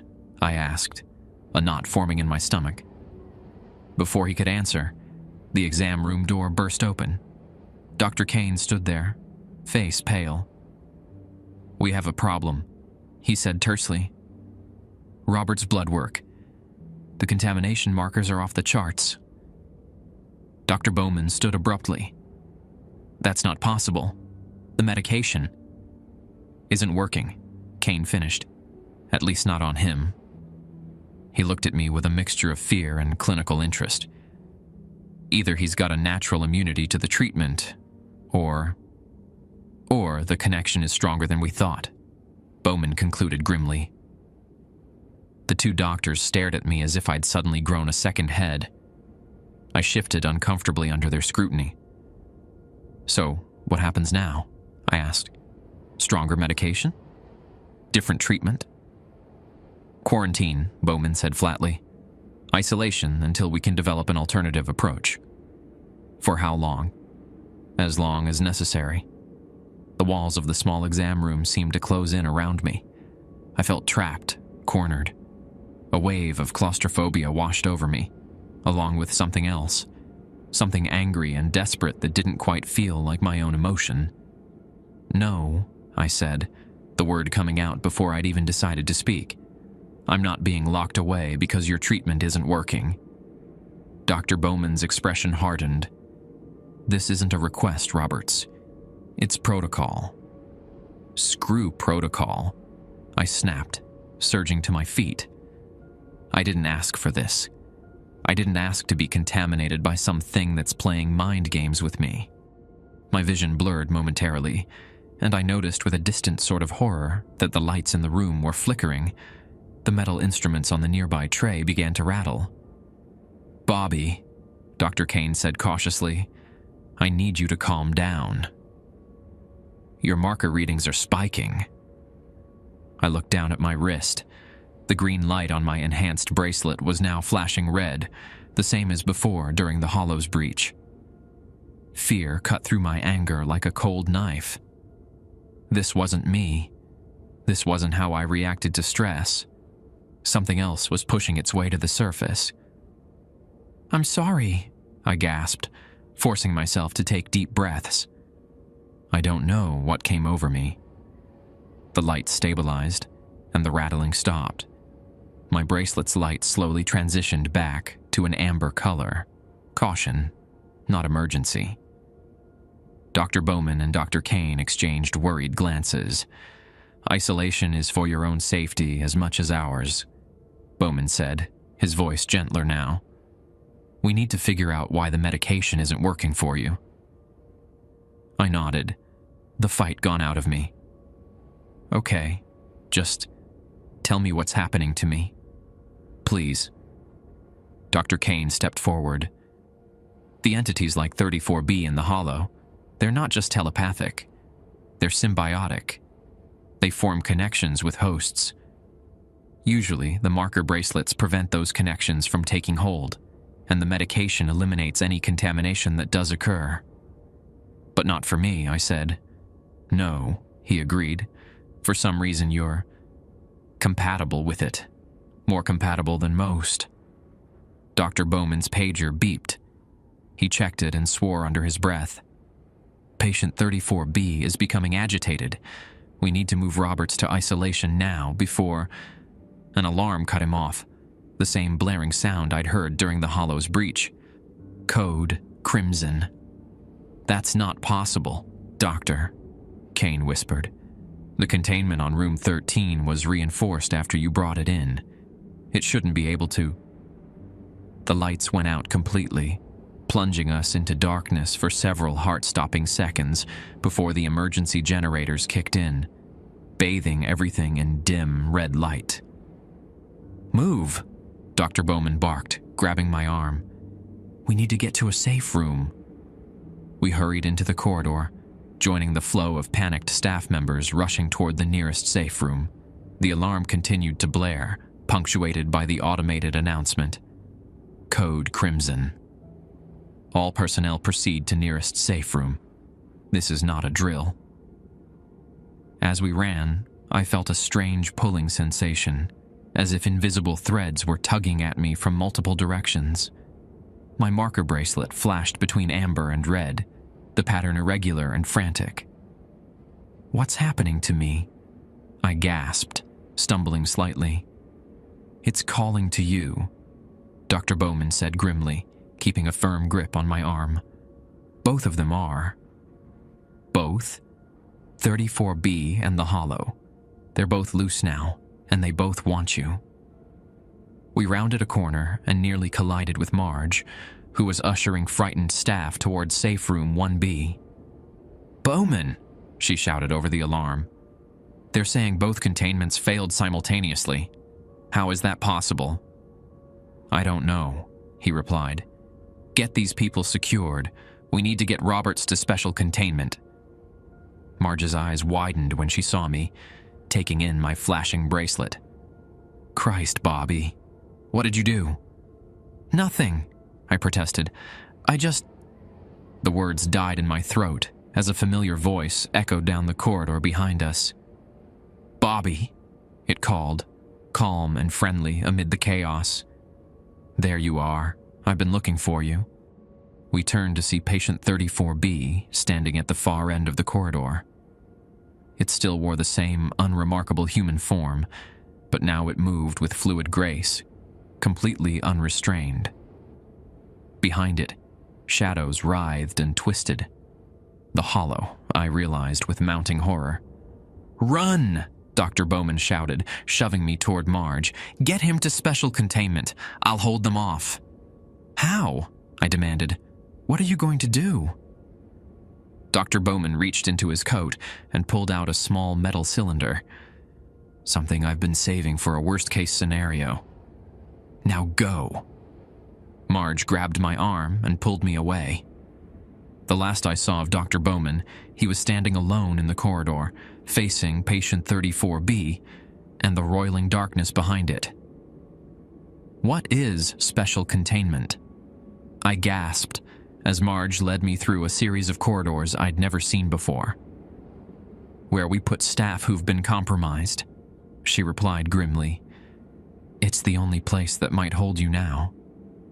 Hold me? I'm not. You are. She cut me off. Look at your bracelet, Bobby. Look at what's happening to it. I glanced down. The marker bracelet wasn't just flashing now. It was changing color entirely, shifting from Riverside's standard blue to a deep, unnatural purple. What does that mean? I asked, though part of me already knew. Marge's expression was a mixture of pity and determination. It means you're becoming a beacon, a doorway, and if we don't contain you, whatever comes through that door is going to be a hell of a lot worse than what's already loose. Special containment turned out to be on sub-level 2, behind a heavy steel door marked simply, Authorized Personnel Only. Marge pressed her badge against the scanner, entered a 6-digit code, then placed her hand on a biometric reader. Security override Wilkins 7 Delta 3, she said clearly. Emergency protocol enabled. The door slid open with a pneumatic hiss, revealing a stark white corridor, unlike the rest of the hospital. No medical equipment lined these walls, just a series of numbered doors with small observation windows and complex electronic locks. What is this place? I asked as she pulled me inside. Where we keep our own, Marge replied grimly. Staff who've been compromised beyond treatment. The alarm was muffled here, but still audible, a distant wail punctuated by the automated announcements. Red emergency lights cast everything in a bloody glow. How many? I began, then rephrased. Are there others here right now? Marge led me past the first few doors without answering. I glanced through the observation windows as we passed. Most rooms were empty, containing only a bed, a sink, and a toilet. But the third room... I nearly stopped in my tracks. A man sat cross-legged on the floor, rocking slightly. His back was to the door, but something about his posture seemed familiar. Is that Dr. Harrison? I asked, remembering the name patient 34B had mentioned. Marge tugged me along. Don't look. Don't engage. Some of them can influence you even through the containment fields. But that's Dr. Harrison, isn't it? The one patient 34B talked about? Former chief of medicine, Marge confirmed reluctantly. From before my time. They found him during the first containment breach 30 years ago. What was left of him, anyway? He's been in there for 30 years? The thought made me sick. He's safer in there. For him and everyone else. Her voice was flat, matter of fact, but I caught the undercurrent of old pain. Most staff who get compromised don't last more than a few months before the entity burns them out completely. Harrison is... unique. We passed more rooms. Most were empty, but a few contained occupants, hospital staff in various states. Some seemed normal, sitting on beds reading or watching small television screens. Others were clearly not themselves anymore, prowling their small spaces like caged animals or standing unnaturally still in corners. Here, Marge said, stopping at a room marked S17. She swiped her badge again and entered another code. This one's been prepped for you. The door slid open, revealing a small but clean room similar to the others. Bed, sink, toilet. A shelf held a few books and magazines. A small television was mounted in one corner, behind a protective shield. "How long?" I asked, not moving to enter. "Until we figure out what's happening with you," she replied. "Why the medication isn't working. Why both entities are targeting you specifically. And if you can't figure it out, what then? I stay here forever like Harrison?" Marge's expression softened slightly. "Bobby, I've known you for 3 years. You're a good nurse and a better person. I don't want to see you end up like some of the others. But right now, you're a danger to yourself and everyone else in this hospital." I knew she was right. Whatever was happening to me was beyond my control, beyond my understanding. The memory of the rattling instruments, the flickering lights, my own sudden rage, all signs that something was working through me.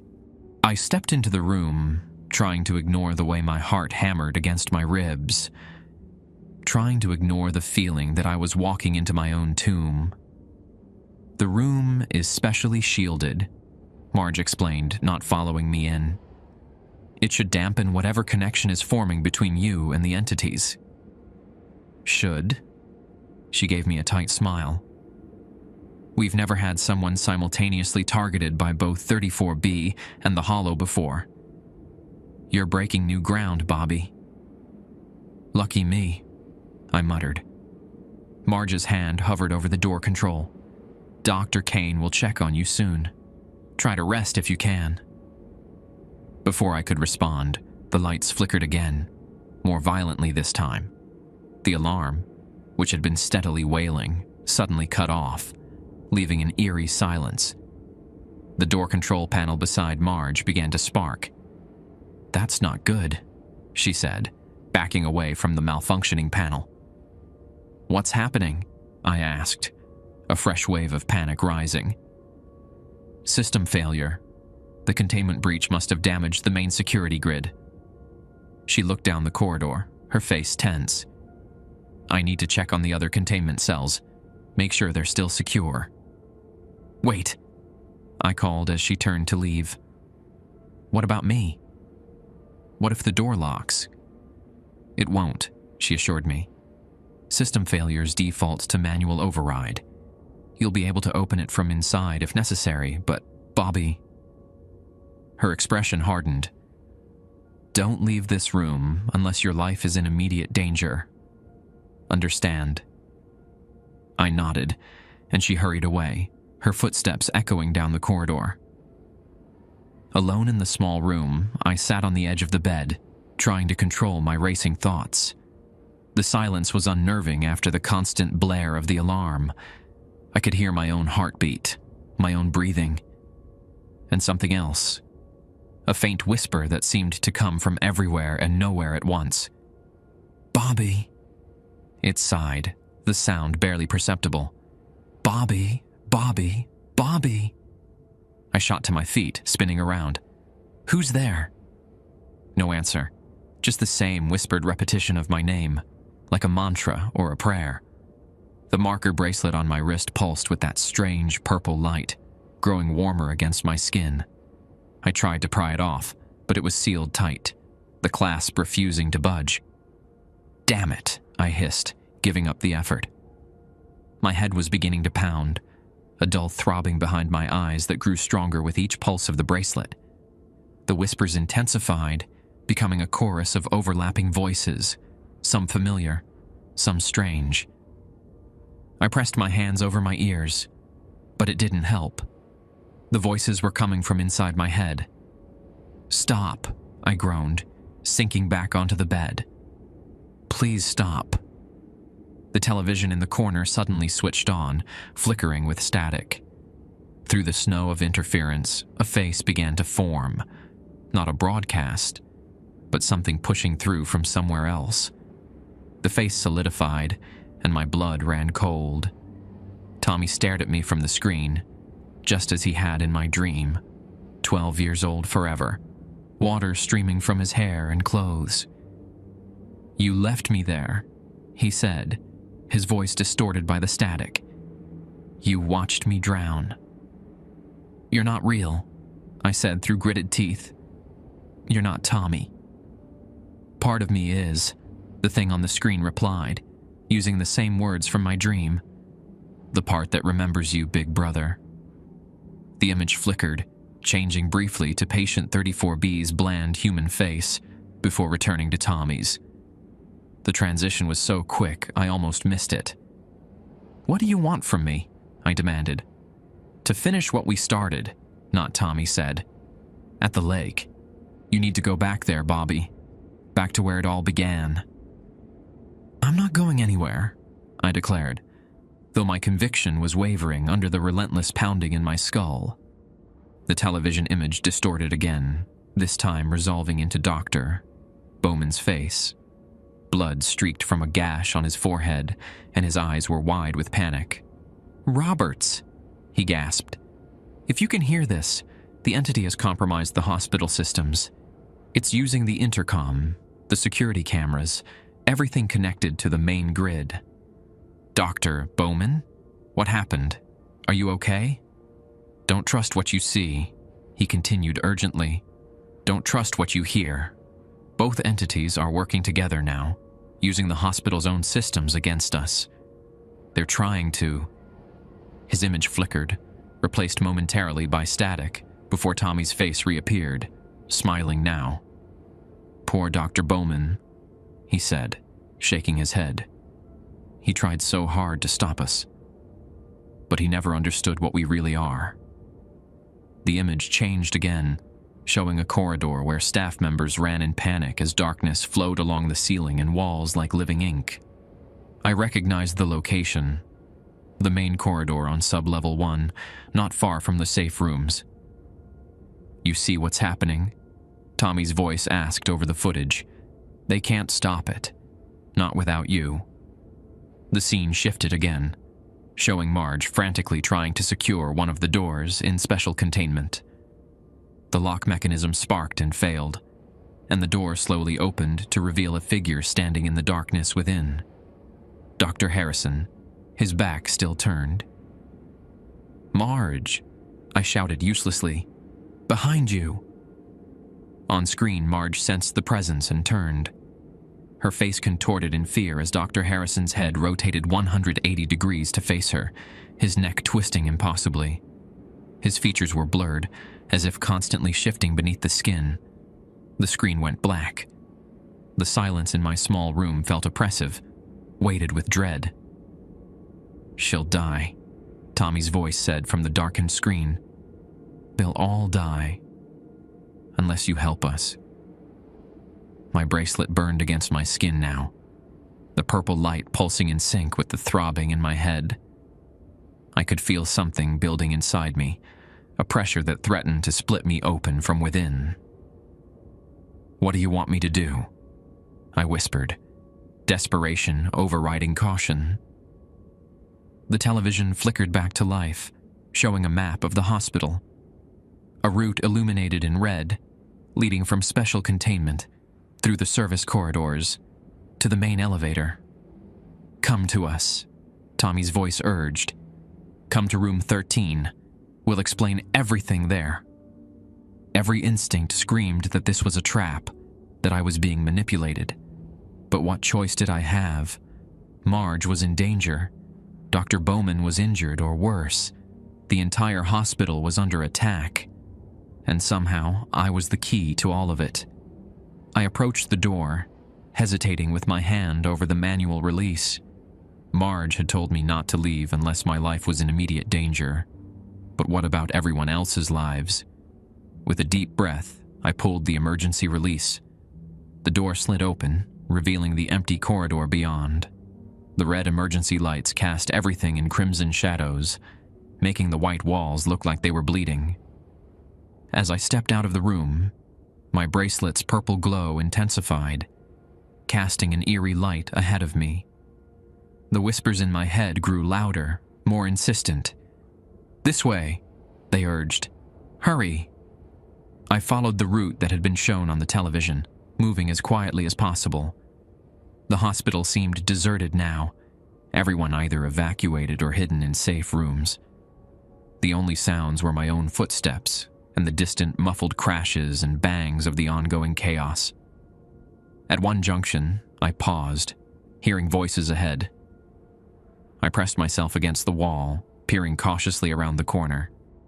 2 security guards stood blocking the corridor, weapons drawn. They were arguing, their voices tense.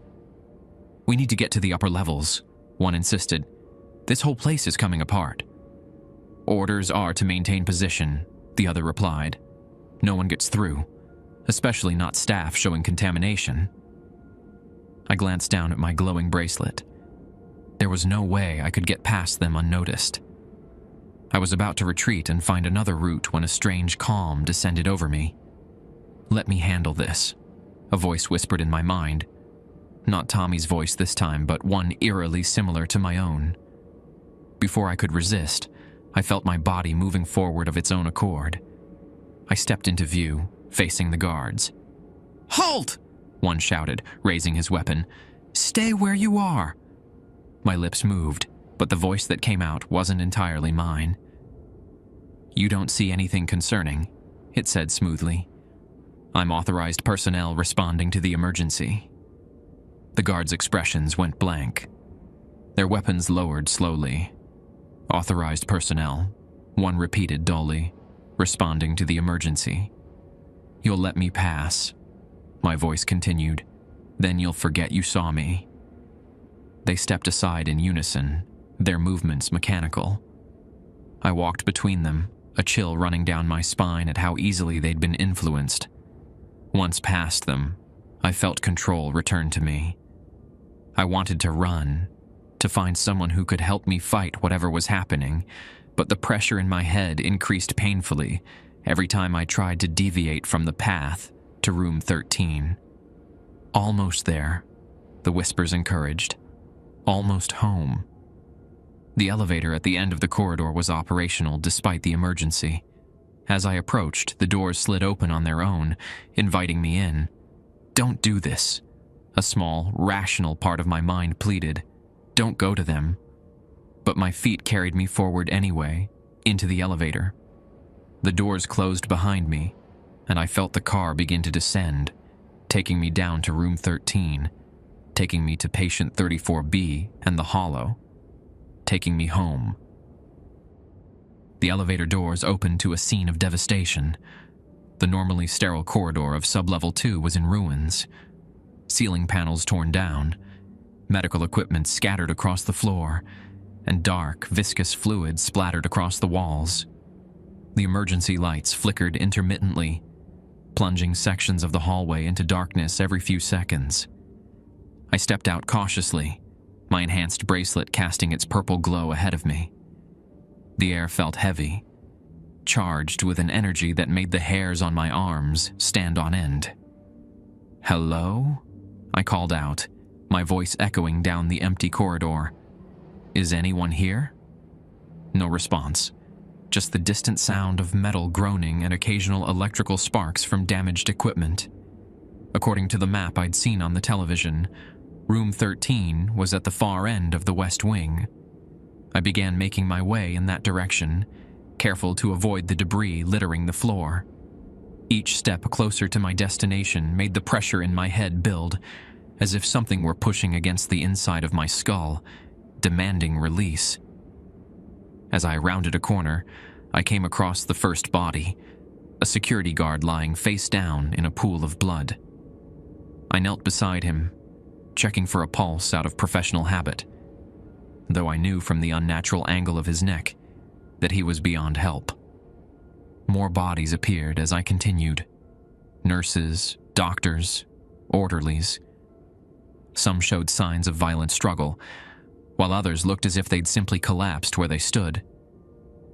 I recognized faces among the dead, colleagues I'd worked with for years, now still and silent on the cold floor. The guilt was overwhelming. Whatever was happening, I was part of it somehow. The entities had targeted me specifically, used me as some kind of conduit or catalyst. "Not your fault," whispered a voice that sounded like Tommy but wasn't. "They would have died anyway. Everyone dies eventually." "Shut up," I hissed through gritted teeth. Get out of my head. A chuckle echoed in my mind. Too late for that, Bobby.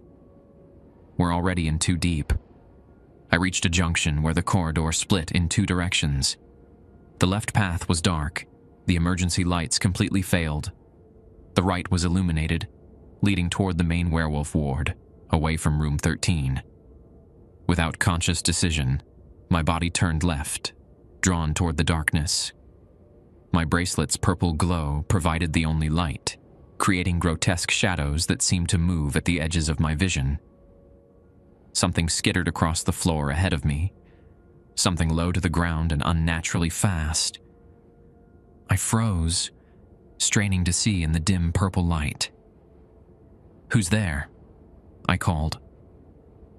A figure emerged from the shadows, and for a moment, I thought it was a patient. Maybe one of the werewolves who'd escaped their room during the chaos. But as it stepped into the light cast by my bracelet, I realized it wasn't a werewolf or any other night folk I recognized. It had once been human. That much was clear from the tattered remains of a lab coat it still wore. But the body was wrong, limbs too long and jointed in impossible places, head cocked at an angle that should have been fatal. Its face was half-formed, features shifting and flowing like wax under heat. Jimmy?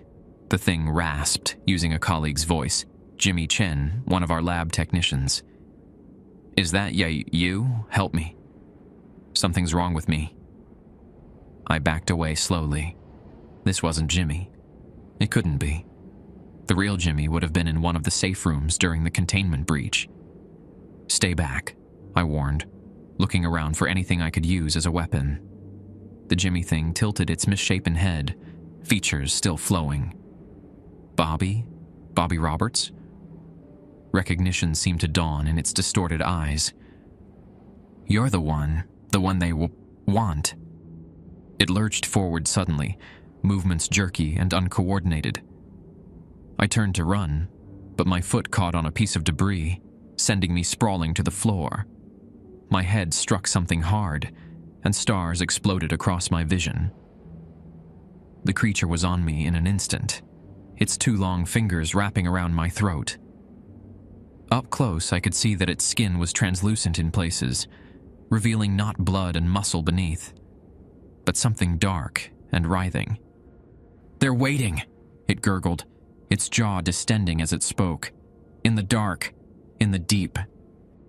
My lungs burned as I struggled for air.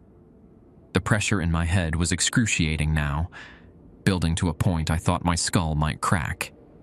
Just as my vision began to tunnel, something strange happened. The purple light from my bracelet pulsed once, twice, then flared blindingly bright. The Jimmy thing shrieked and recoiled, its hands smoking where they'd touched me. It scrambled backward, cowering against the wall.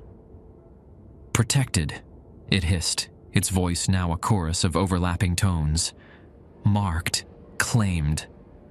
I gasped for air, rubbing my bruised throat as I struggled to my feet. The creature continued to press itself against the wall, as far from me as possible, its eyes fixed on my glowing bracelet. "What am I?" I demanded, my voice hoarse. "What did they do to me?" The creature's features rippled, momentarily forming a face I recognized, not Jimmy's, but Dr. Vernon's. "Not what they did," it said, the voice a perfect imitation of the specialist's clinical tone.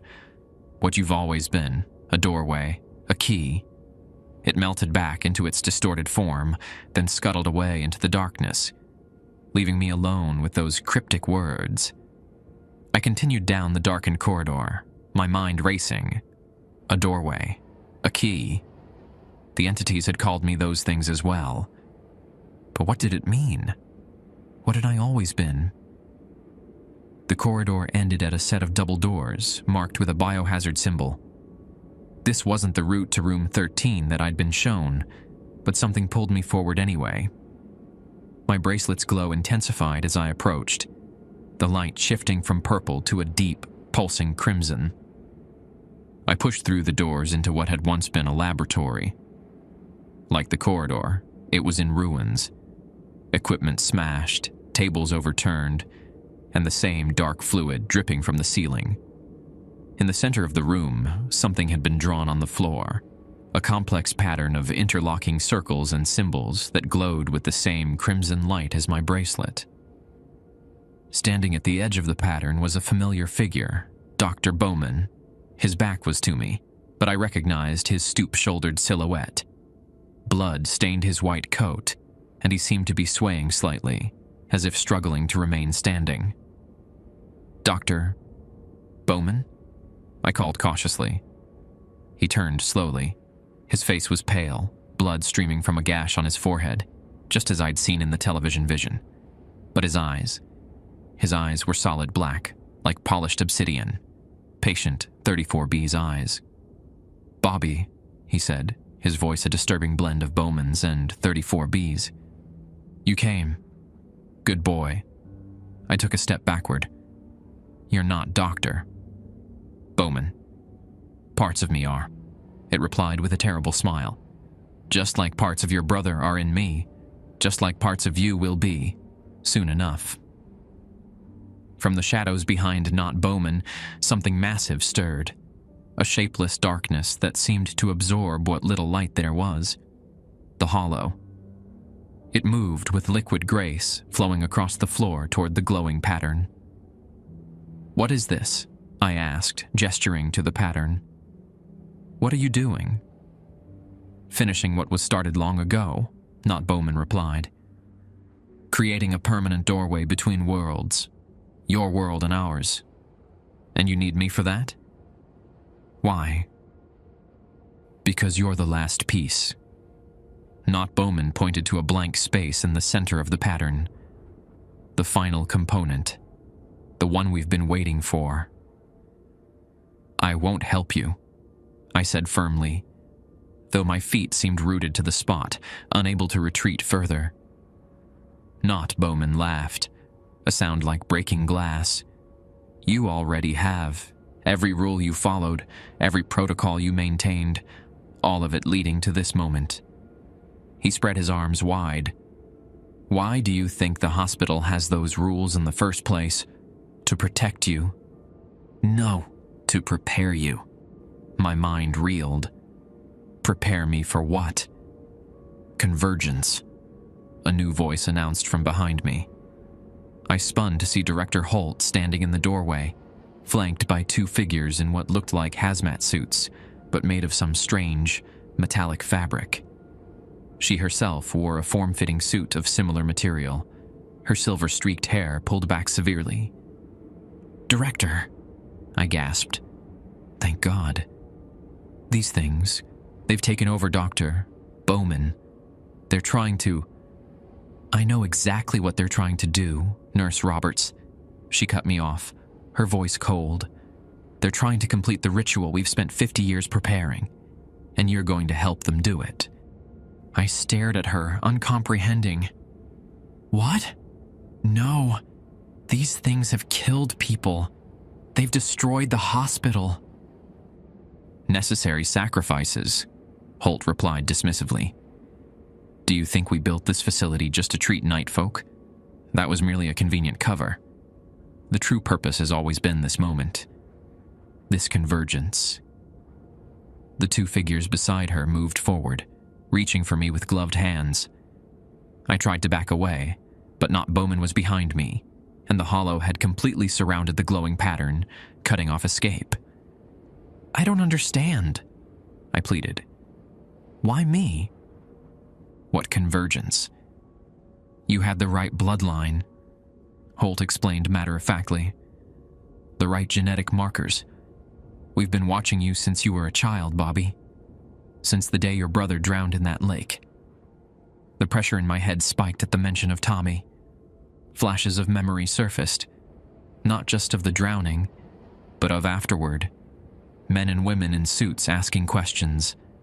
Medical tests that my mother had insisted were routine. Foster homes after she disappeared, each one stranger than the last. "You've been manipulating my entire life," I realized with growing horror. "All of this, my job here, patient 34B, all of it, was planned. Not all of it. Not Bowman said from behind me. Some things even they couldn't control, like how strongly you would respond to our call, how perfectly you would serve as a vessel. The suited figures grabbed my arms, their grips like iron despite my struggles. They began dragging me toward the center of the pattern, toward the hollow that waited like a pool of living darkness. "Don't fight it, Bobby," Holt urged. "Embrace your purpose. You're going to be part of something magnificent. The first true bridge between worlds." As they pulled me forward, my enhanced bracelet's crimson glow intensified until it was painfully bright. The symbols in the pattern responded, pulsing in sync with it. The hollow seemed to rear up, forming a towering wave of darkness that loomed over us all. Not Bowman stepped into the pattern, his form beginning to distort and shift, black eyes fixed on mine. "We're going to be together, Bobby. Just like you and Tommy were supposed to be. Forever." I struggled against my captors with renewed desperation, but their grip was unyielding. They dragged me to the center of the pattern and forced me to my knees. The hollow began to flow over my legs, an icy coldness that burned like frostbite wherever it touched. "Please," I gasped, looking up at Holt. "Don't do this." Her expression remained impassive. "The convergence must happen, Bobby. It's been written since before any of us were born." The hollow continued to envelop me, rising to my waist now. Not Bowman approached, extending a hand that was no longer entirely human, fingers elongating into talons. "Time to come home, little brother," he said in Tommy's voice. "Time to drown with me." As his hand reached for my face, a deafening explosion shook the room. One of the walls blew inward, showering us with concrete and metal. Through the dust and debris, figures emerged. Hospital security, but armed like a military unit. "Get down!" a familiar voice bellowed. Clint Reeves stood in the breach, wielding what looked like a flamethrower. Behind him came Marge, Doctor, Kane, and a dozen others, all armed, all wearing modified marker bracelets that glowed intense blue. "Fire in the hole!" Clint shouted, before unleashing a torrent of flame directly at the hollow. The darkness shrieked, a sound that existed more in my mind than my ears, and recoiled from the fire. My captors released me, turning to face the new threat, but they were immediately cut down by precise gunfire from Marge and the others. "Bobby!" Marge shouted over the chaos. "Get out of the pattern!" I scrambled to my feet, trying to flee, but Not Bowman lunged for me, his form now barely recognizable as human. "You won't escape us," he snarled, his voice a distorted chorus. "You belong to us." A blue beam of energy struck him squarely in the chest, sending him staggering backward. Dr. Kane stood with some kind of advanced weapon, his face set in grim determination. "Move, Roberts!" he barked. "Now!" I ran, dodging tendrils of darkness as the hollow fought back against Clint's flames. The glowing pattern beneath my feet pulsed angrily, sections beginning to fade as the ritual was disrupted. Holt screamed orders to her remaining suited figures, who were engaged in close combat with the security team. "Protect the convergence. We can't lose him now."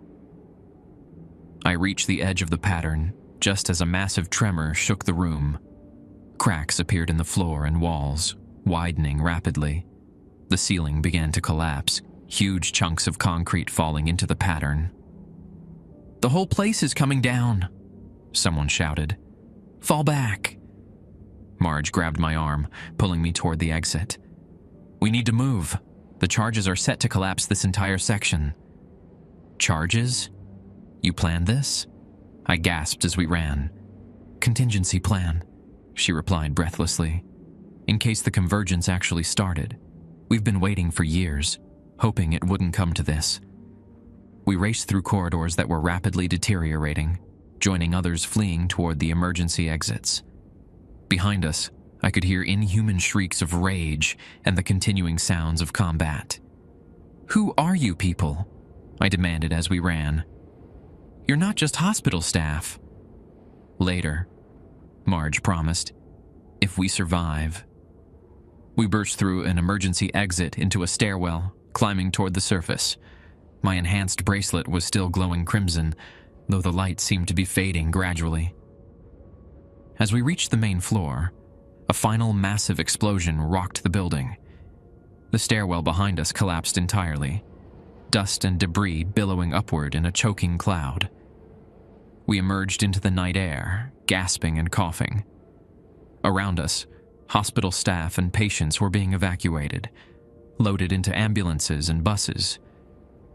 Police and fire vehicles surrounded the building, their lights casting red and blue patterns across the chaos. I turned to look back at Riverside General. The main structure appeared intact, but smoke poured from ventilation shafts, and the ground around the building had cracked and subsided in places.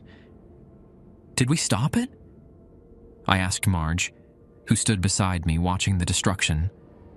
"The convergence?" She gave me a tired smile. "For now, but they'll try again. They always do." "Who will? Holt? Patient 34B?" "All of them," she replied grimly. "The ones who want the door opened, and the ones who want to come through." I looked down at my bracelet, its crimson glow now just a faint pulse. "And what happens to me now?" Marge's expression softened. "That depends on you, Bobby. On which side of the door you want to stand." 3 months later, I stood at the shore of Hawkins Lake, watching the sunset paint the water in shades of orange and gold.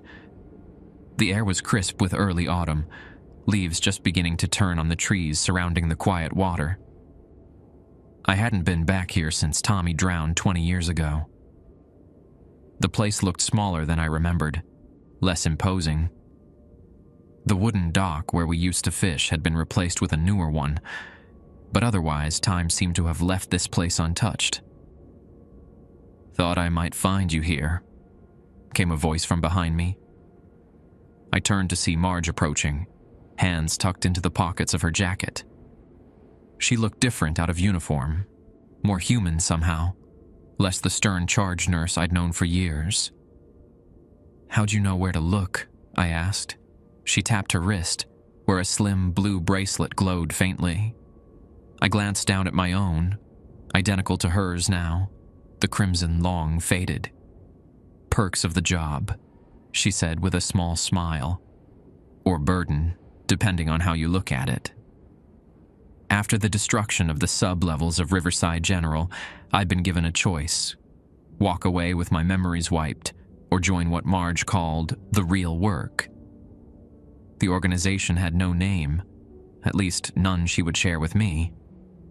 They operated in the shadows, monitoring and containing entities like Patient 34B and the Hollow, preventing convergences like the one that had nearly happened.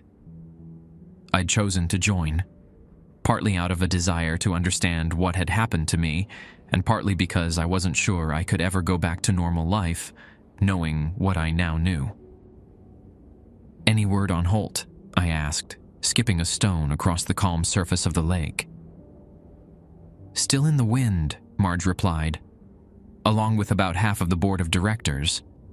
We've identified cells in 3 other hospitals across the country. Clint's team is dealing with them." I nodded, not entirely surprised. The conspiracy had run deeper than any of us had initially realized. Doctors, administrators, government officials, all working toward the convergence, believing it would grant them power or knowledge or immortality, none of them understanding what would really come through if the door was fully opened. And Patient 34B? The Hollow? Contained. New facility, better safeguards. Marge joined me at the water's edge. But not destroyed. They can't be. Not completely. Not while the connection exists. The connection. My connection. Whatever made me a doorway, a key, It was still inside me, dormant but present. Dr. Kane's tests had confirmed it was genetic, passed down through generations of my family. Tommy had had it too. It might have been why he'd drowned that day, drawn to something beneath the surface of this very lake. "Do you think they'll try again?" I asked quietly. "They always do," Marge replied, echoing her words from that night. "But we'll be ready, and so will you." My training had been intense, learning to recognize the signs of infiltration, to resist mental influence, to use the marker bracelet as a tool rather than just a shield. I'd discovered abilities I never knew I had, ways to sense the entities before they fully manifested. "I still dream about him sometimes," I admitted. "Tommy, except it's not really him. The entities use our deepest connections, our greatest pain," Marge said gently. "That won't stop, but you can learn to tell the difference between their manipulations and your real memories." I took a deep breath of the cool lake air. "Is that why you brought me here? To face it?" "Partly," she acknowledged, "but also because it's time you knew the whole truth." She nodded toward the center of the lake. "About what's really down there." I followed her gaze to the still water, reflecting the darkening sky. "There's something in the lake?" "There's something under every lake, Bobby. Every cave, every deep place, waiting, calling. Most people can't hear it.